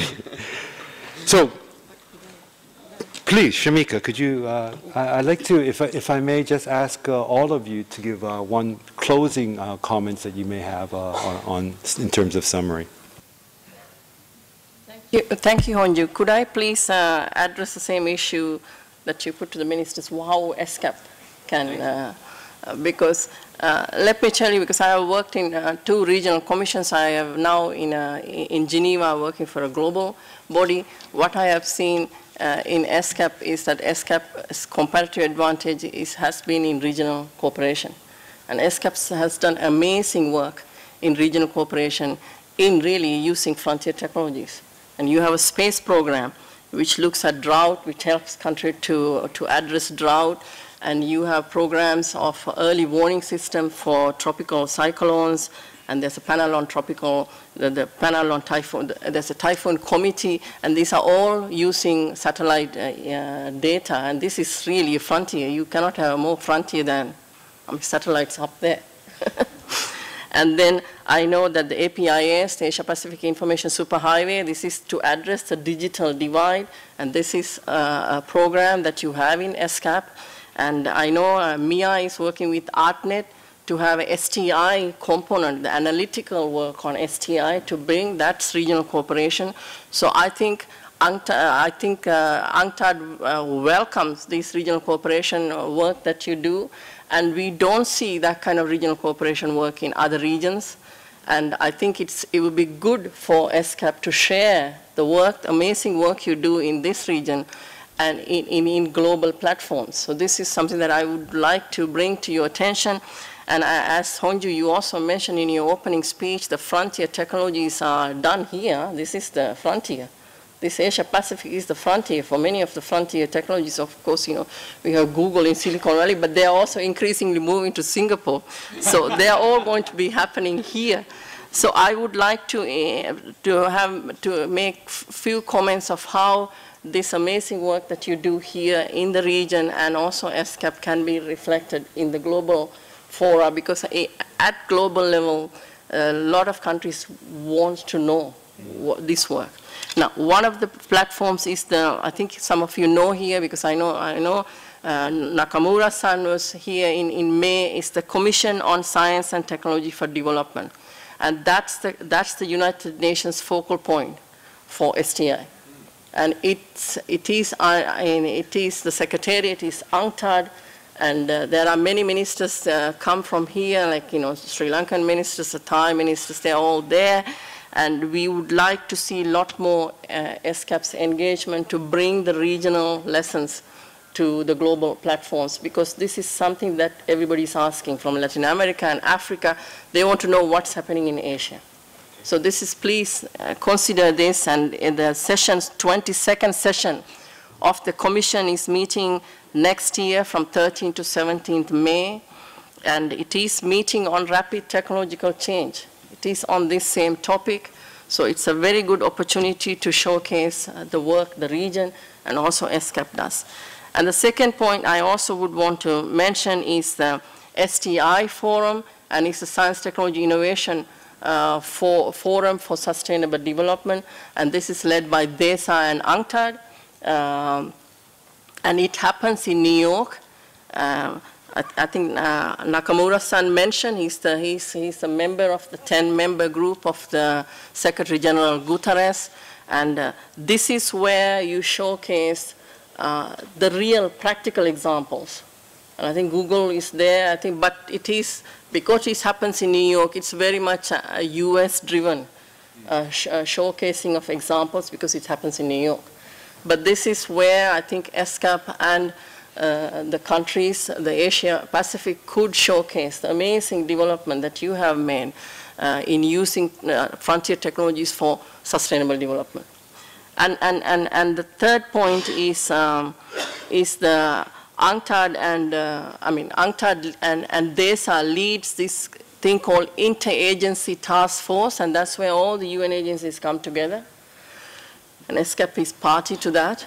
And we come together to build capacity, because that's one of the biggest areas, building capacity of the regulatory capacities, science, technology, innovation, policy-making capacities, financing this new innovatory financing mechanisms, and the capacity building. So this is something that, you know, we could come, IATT could organize capacity building in this region. So this is where like 30 UN agencies come together. So I just want to offer these three platforms and to showcase amazing experience of ESCAP's work in regional cooperation and countries in the region. Thank you, Hongjoo. Thank you. I forgot how well Shamika knows ESCAP.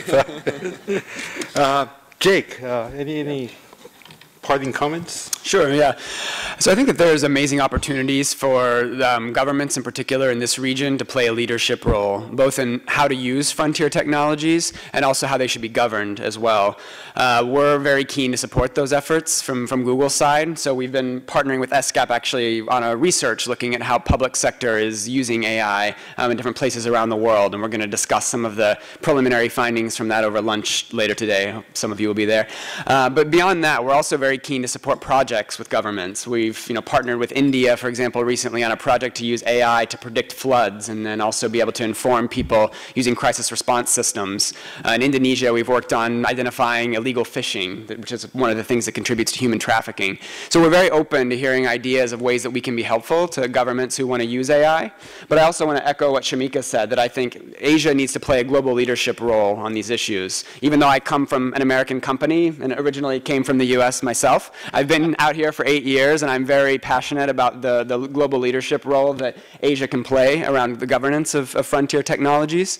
We've seen, for example, Japan play a great role with its responsible development principles of AI and promoting those in different multilateral fora. And I think ESCAP plays a key role in bringing together all of the countries in the region to look at how we can build more alignment around a lot of these really challenging issues. And we're very keen from Google's side to support those in any way we can. Thank you. Thank you, sir. Indeed, we welcome you to the event where Google and ESCAP is launching a publication together. Deputy Minister, do you have any final comments? Thank you. Actually, I wanted to raise one point that we did not touch about the cybersecurity and also about the using new technologies and why it is so important. For example, I'd like to bring an example of unmanned vehicle, which is already a reality. We have seen in many countries just driving with cars without a driver. That would be impossible to have such a technology without using artificial intelligence, because the whole technology inside is being learned automatically from the world like a human and applying it for the safety. In the other side, imagine if someone breaks the system and puts a failure in it. It might become a weapon on the roads. So it is so much important to build a real working infrastructure for cybersecurity, and it would be also impossible if we are not using the artificial intelligence and other growing technologies. So if we want to come up with new ideas, new working machines, new things that make easier a human life to concentrate on things that we love to do in our lives. For example, inventing washing machines. For example, inventing, which was, I think, a breakthrough thing of changing women's life and also life in the humanity. We have to use these new technologies like artificial intelligence, blockchain, and other. And the other side, we need to really protect them. And piloting is another good thing that we can use.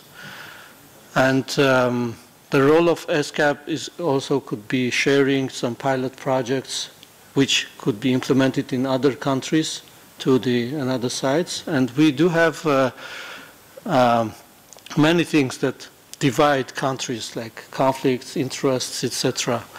I think ESCAP is an entity which is concentrating on the things of unifying these whole countries, like cybersecurity or using technologies could be one thing. Another thing could be Asia-Pacific superhighway, a project which is unifying the countries, because everyone needs an infrastructure, everyone needs information, everyone needs internet. Yeah, thank you. Thank you, sir. Mr. Minister, any parting comments, sir? No. Okay. So I thank everybody. Today, I think it's a very rich discussions, both on the opportunities of frontier technologies and some warnings associated with managing the risk involved in frontier technologies. Most important for the committee that's meeting today, we have received some good comments on what ESCAP could do to promote STI in this region more, concrete examples of networking and collaborations, knowledge centers, bringing and supporting member states with their STI and innovation policies, developing a roadmap, etc. We look very much forward to the guidance that the committee will provide to the Secretariat in terms of the future work in STI for our member states. I thank you for your time, and I close the session hereby. Thank you. Thank you, sir. Thank you very much, Mr. Minister. It was very nice of you. Yes, thank you so much.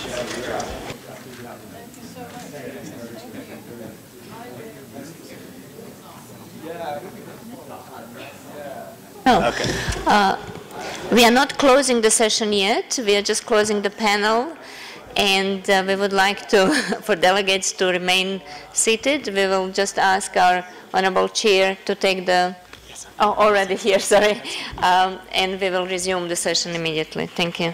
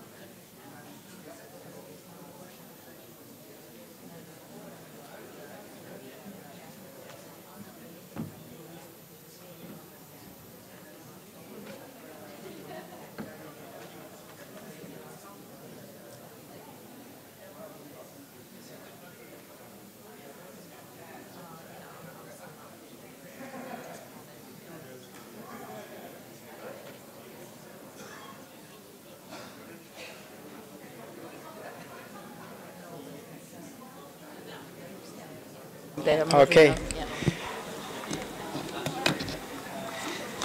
Okay, I would like to thank Dr. Hahm and the panel members for a very informative discussion.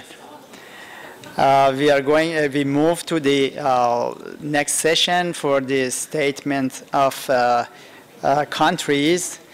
The floor is now open for country statements. I would like to invite the first speaker on the list, the distinguished delegate from Russian Federation, to take the floor. Please.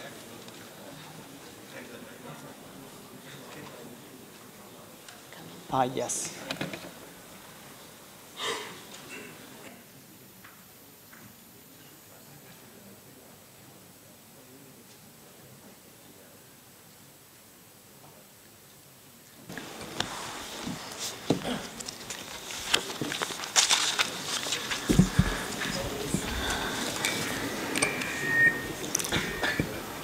Уважаемый господин председатель, Азиатско-Тихоокеанский регион, как и весь мир, находится на пороге поистине революционных перемен. Развитие передовых технологий окажет фундаментальное воздействие на все сектора экономики и социальную сферу. Технологический прогресс способен кратно повысить возможности оказания базовых услуг в области здравоохранения, образования, коммуникации, оповещения о бедствиях. Все это чрезвычайно важно для эффективного решения насущных социально-экономических проблем стран региона, в особенности их удаленных и сельских районах. Российская Федерация поддерживает настрой других государств Азиатско-Тихоокеанского региона на укрепление общерегионального сотрудничества по стимулированию научно-технического прогресса и поддержки инноваций в целях реализации установок повестки дня 2030. Считаем принципиально важным полноценное задействование в этом процессе потенциала ESCAP. Безусловно, перспективным высокотехнологичным направлением многостороннего сотрудничества является космическая отрасль. Поддерживаем усилия стран АТР по переходу на более высокий уровень взаимодействия под эгидой ESCAP в сфере прикладного многоотраслевого использования космической техники и цифровых технологий в интересах содействия социально-экономическому развитию всех стран региона. И наше сегодняшнее заседание должно внести вклад в эту важную работу. Пользуясь случаем, господин председатель, хотел бы поблагодарить секретариат ESCAP за продуктивную работу по подготовке 3 основных документов, которые планируется принять в ходе предстоящей в октябре Министерской конференции ESCAP по использованию космических технологий в целях устойчивого развития в АТР. К ним относятся, как вы знаете, Министерская декларация, план действий и матрица по конкретным направлениям сотрудничества. Все 3 проекта представляют собой очень хорошую, качественную основу для дальнейшей переговорной работы. Вместе с тем, времени до министерской конференции остается очень мало. Кроме того, в обновленном варианте матрицы, которая была подготовлена секретариатом, мы обнаружили ряд спорных положений.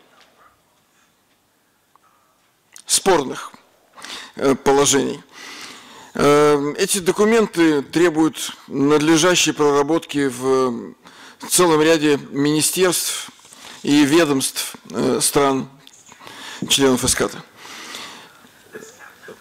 С учетом этого мы просим секретариат своевременно, в идеале до 5 сентября этого года, разослать все 3 проекта упомянутых документов официально через постоянные представительства государств-членов при ESCAP.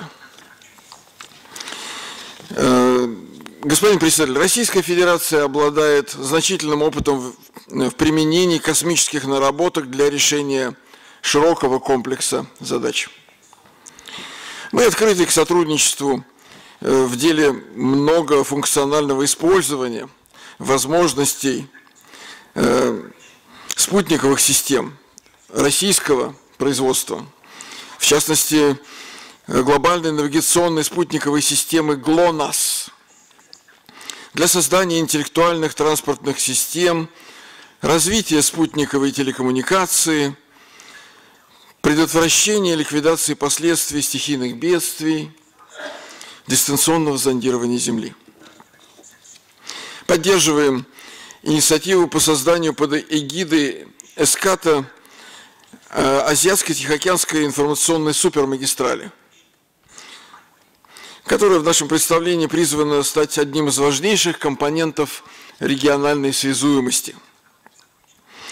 Приветствую в целом идею использования транспортной инфраструктуры для укрепления ИКТ связуемости в регионе. Мы хотели бы, тем не менее, заметить, что вопрос о совместной прокладке оптоволоконного кабеля вдоль сети автомобильных и железных дорог в АТР требует более тщательного анализа возможных технических и правовых сложностей, а также учета интересов всех вовлеченных стран нашего региона. Говоря о выгодах и преимуществах, которые влечет за собой эволюция технологий, нельзя не затронуть такую тему, как информационная безопасность.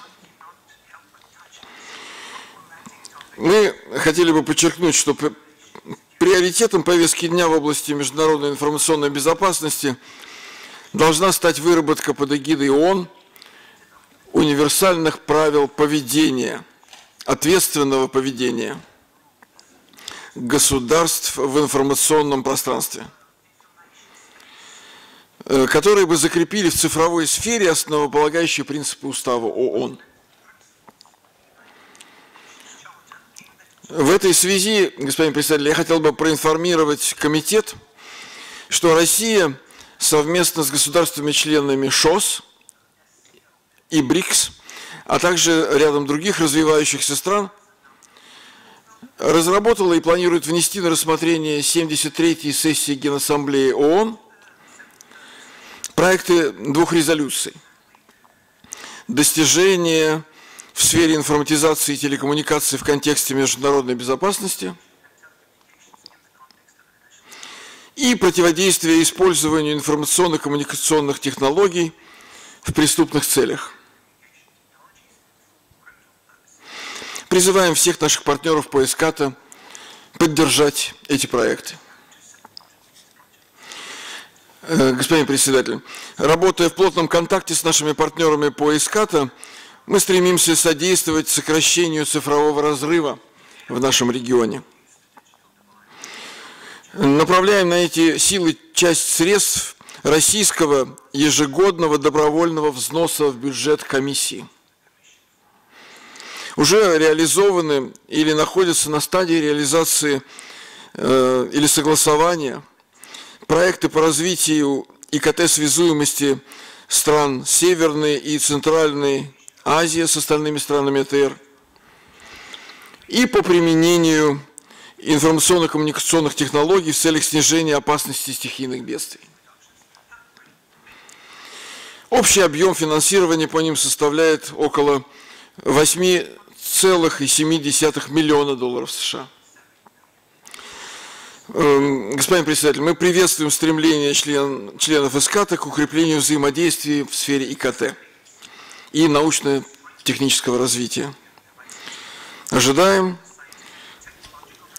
что конечной целью этого сотрудничества станет качественный прорыв в реализации основного мандата ESCAP. Обеспечение достойного уровня социально-экономического развития и повышение качества жизни в странах региона. Благодарю вас, господин председатель. Thank you very much, the distinguished delegate from Russian Federation. Thank you. The next speaker on the list is the distinguished delegate from India. Please take the floor.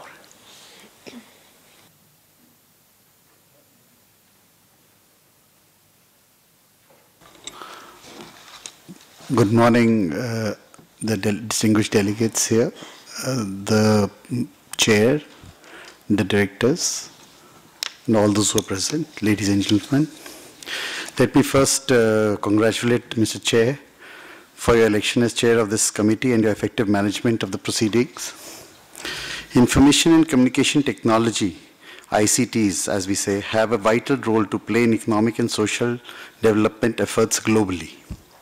This sector has great potential for reducing poverty and fostering growth in developing countries. India supports providing universal, non-discriminatory and affordable internet access to all to bridge the digital divide and enhance digital inclusion.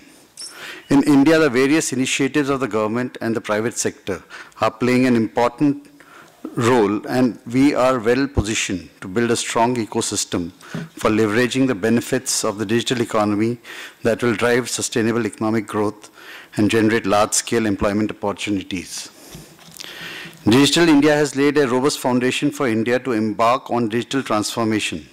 The Digital India program provides the overarching framework to transform India into a digitally empowered society and a knowledge economy.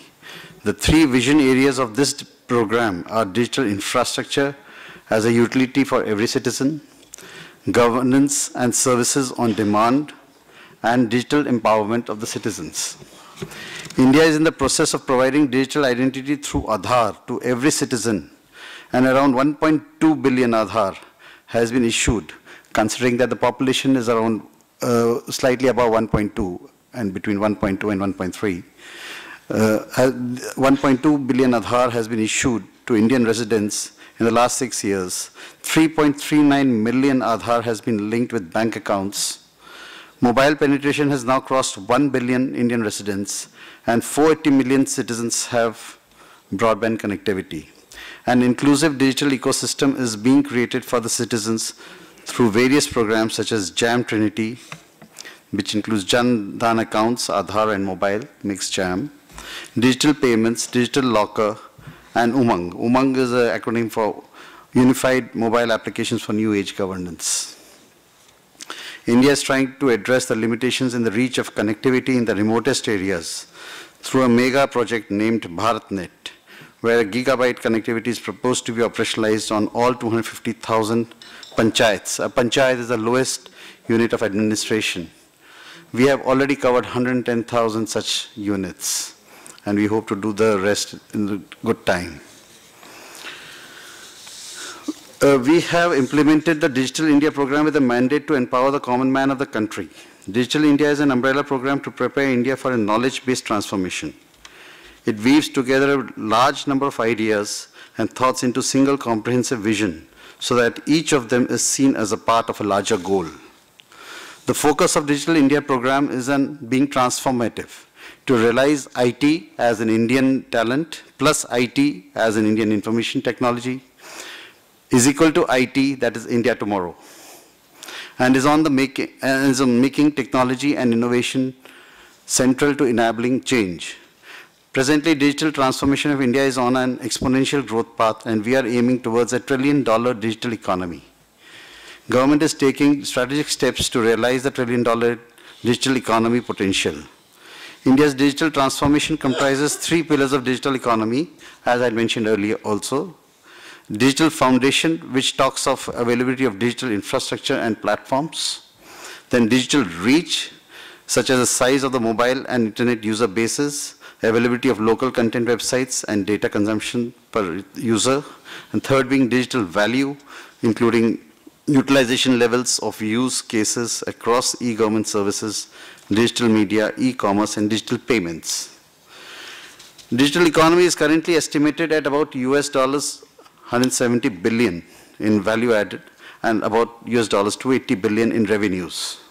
Bulk of the value added and revenue comes from sectors producing digital technologies like IT, BPM, or enabling its use, like robotics, 3D printing, Industry 4.0, electronic manufacturing, and telecommunication services. With the right policy push, development of platforms in key sectors like education, health, agriculture, logistics, finance, etc., and private sector innovations, India's digital economy could become as big as $1 trillion by 2025. That is what we aim at. Besides, I would also like to bring out that we in India are very, very keen on this 2030 agenda and striving towards it. We tried to map out all our digital rollout programs with the 17 SDGs. And here we've got a book here which shows how ICT has been mapped with each of the SDGs. We have a program, we can, in fact, it's a book about 20 pages, and each of the SDGs have been mapped with the digital programs we have rolled out. And I'm happy to announce that each of the SDGs has some digital program serving it. Thank you, that's all I have to say. Thank you very much, the distinguished delegate from India. The next speaker on the list is the distinguished delegate from Japan. The floor is yours. Please take the floor. Thank you, Mr. Chair.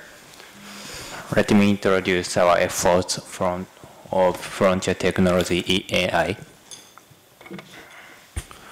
For promoting benefits and mitigation risk of AI system on the basis of the fact the present AI is the frontier technology and in infancy period, we recognize it is significant to proceed the discussion aiming at a no-binding and voluntary framework while avoiding excessive governmental intervention, not to hinder an AI development which mainly proceeded by private sector. For sound development of AI, it is particularly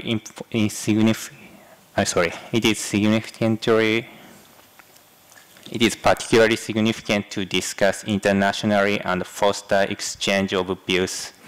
In this context, Ministry of Internal Affairs and Communications, here with MIC, has introduced draft AI R&D guidelines, which is written down in the input document, paragraph 51, to international discussion at OECD, Group of 7, etc. On top of that, at the G7 Employment and Innovation Ministerial meeting convened in Montreal on March 27th to 28th in 2080, participants discussed especially focusing on AI and agreed the importance of increasing trust in AI through a multi-stakeholder approach. A multi-stakeholder conference of MIC, which has completed draft AI R&D guidelines, announced draft AI utilization principle on July 2018 as matter to be considered to utilization of AI. As the Japanese government, we organized a conference on AI by industry, academic, government, multi-stakeholder in May 2018. This conference plans to formulate human-centric AI society principles within this fiscal year for the purpose of a better social implementation of AI as well as AI's coexistence with humans. We would like to contribute to international discussion on AI continually in the future. That's all my statements. Thank you. Yes, yes. As I can see, we have no more delegate in our list. Is any other delegate wants to make a statement?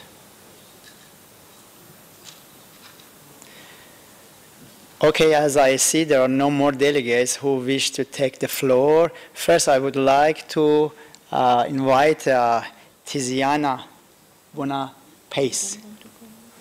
Yes, Bonapace, the Director of the Information and Communications Technology and Disaster Risk Reduction Division of ESCAP.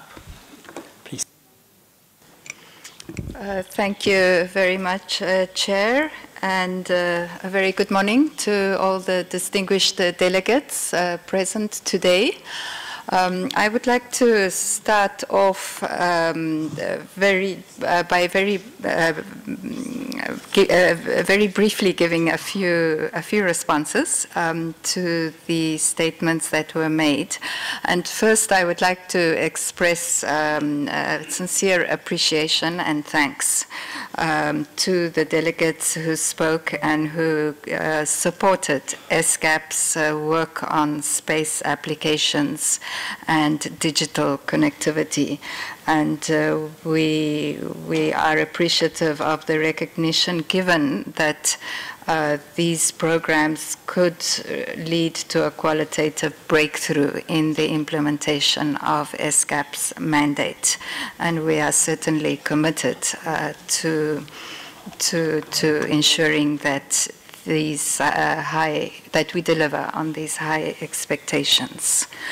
I thank in particular the delegates for having expressed support to the Asia-Pacific Information Superhighway. This work will be discussed in more detail in the next agenda items, and we have, I think, some important initiatives that are underway there. We also recognize that co-deployment is something that has huge opportunities, but that there are also regulatory and institutional challenges that need to be analyzed, and that work is underway. So this is very much something that we are analyzing both from the digital connectivity perspective as well as the transport sector. So that work is ongoing. And then in terms of the 3 documents on the space applications. These documents are now being discussed. In fact, they are being discussed in conference room 4. The work on developing these documents started in late 2016. And we have had various sessions of the drafting committee that has worked on these documents, and under the chairmanship of Thailand. And we have also had various sessions of the Intergovernmental Consultative Committee that governs our space applications program. So this is very much a work in progress. It's a work in progress that we are developing with our members and associate members, and we look forward to continuing to work in partnership with our members so that we can reach a clean text by the time of the ministerial conference on 10 October. Thank you very much. Thank you very much, Ms. Bunapes, for your valuable contribution. Next, I would like to invite the distinguished representative of UN Habitat. Please take the floor. Thank you, Chair. Excellencies and honorable representatives, on behalf of our UN Human Settlements Program, UN Habitat Regional Office, we would like to thank ESCAP for maintaining and convening this important committee session, which comes at a timely juncture given the heightened interest among member states for the adoption of frontier information technologies and solutions to support sustainable urbanization. In 2018, the region crossed a critical threshold with its 4.5 billion population becoming predominantly urban. Meanwhile, 55 million people are added to Asia's urban population every year, requiring increased investments in infrastructure, but also careful forethought to avoid exacerbating inequalities for over 400 million people who continue to lack electricity and adequate housing, as well as 1.5 billion people lacking basic sanitation. Recognizing these challenges, the new urban agenda adopted in 2016 offers guidance to localizing other global frameworks.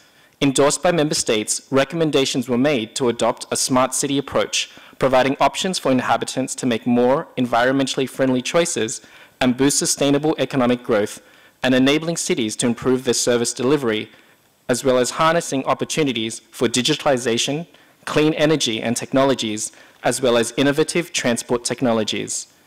In offering global guidance on these issues and anticipating the fast technological advances which will impact Asia-Pacific countries and cities, ITU and UNECE are leading an initiative, United for Smart Sustainable Cities, supported by UN Habitat, encouraging the use of ICTs towards new guidelines in circular cities, city science application frameworks, artificial intelligence in cities, and blockchain for cities, among other areas working in partnership with new partners and member states. Thank you.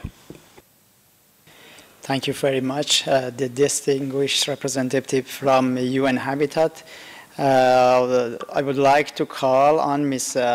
Mikic to give us short remarks on the discussions on agenda item 2. Summary of discussions will be included in the draft report of the committee to be adopted on 31st August 2018. Please. Thank you, Mr. Chair. I would just like to really express my appreciation to the delegates and the representative of organizations that spoke on this agenda item materials. We, in particular, are grateful for all the examples that are given from the national level in terms of the initiatives that are employed to help countries to implement 2030 agenda through adaptation of new technologies and through digital connectivity. So we will definitely, we have taken notes of those initiatives at the national level, and we'll make sure that we share and disseminate the information on those to all the other members. We also take note of the particular suggestions on in which area the further regional cooperation can be strengthened or initiated, and the work of the two divisions on this area will definitely continue, and we'll keep our members informed and invite them to actively collaborate on all of these areas of regional cooperation. In particular, as it was singled out, the cooperation on various levels of closing the distance between different regulatory solutions and mechanisms in this vast area, as we are all getting very concerned with information security and the possible misuse. So we will continue working on that in terms of our work program, and we hope that we will continue with successful sharing the information and complementing our work with the inputs of research community in the region as well as government representatives. Thank you, Chair. Thank you very much, Ms. Mikic, for delivering the remarks. We shall now adjourn for lunch. Our session will resume at 2 p.m. After the break, we will continue with two parallel sessions. One is agenda item 3, policy issues for information and communications technology, to be held in conference room 1. Another is agenda item 4, policy issues for science, technology, and innovation, to be held in conference room 2. Okay.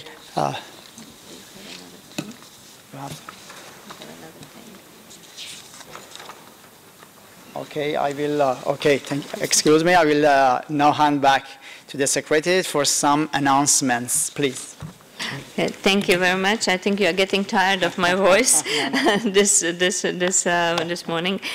So please note that an ESCAP Google event to discuss artificial intelligence for delivery of public service will be organized in the meeting room H from 12:30 to 13:45. All heads of delegations are invited to join this event. Lunch will be provided in the same venue. Thank you very much.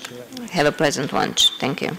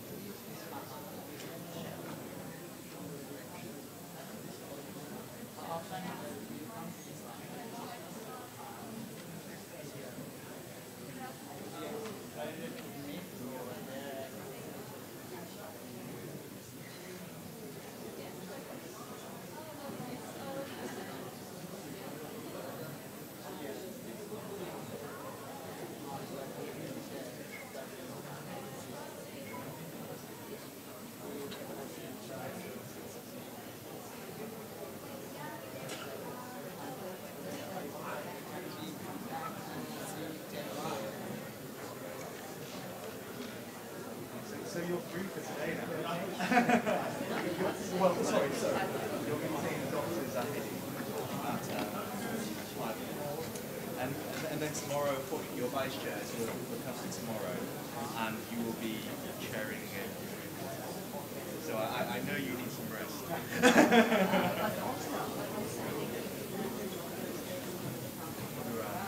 Yes.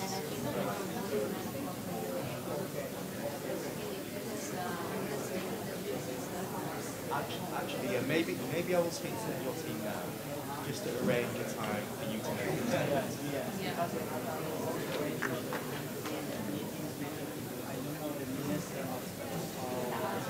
Okay.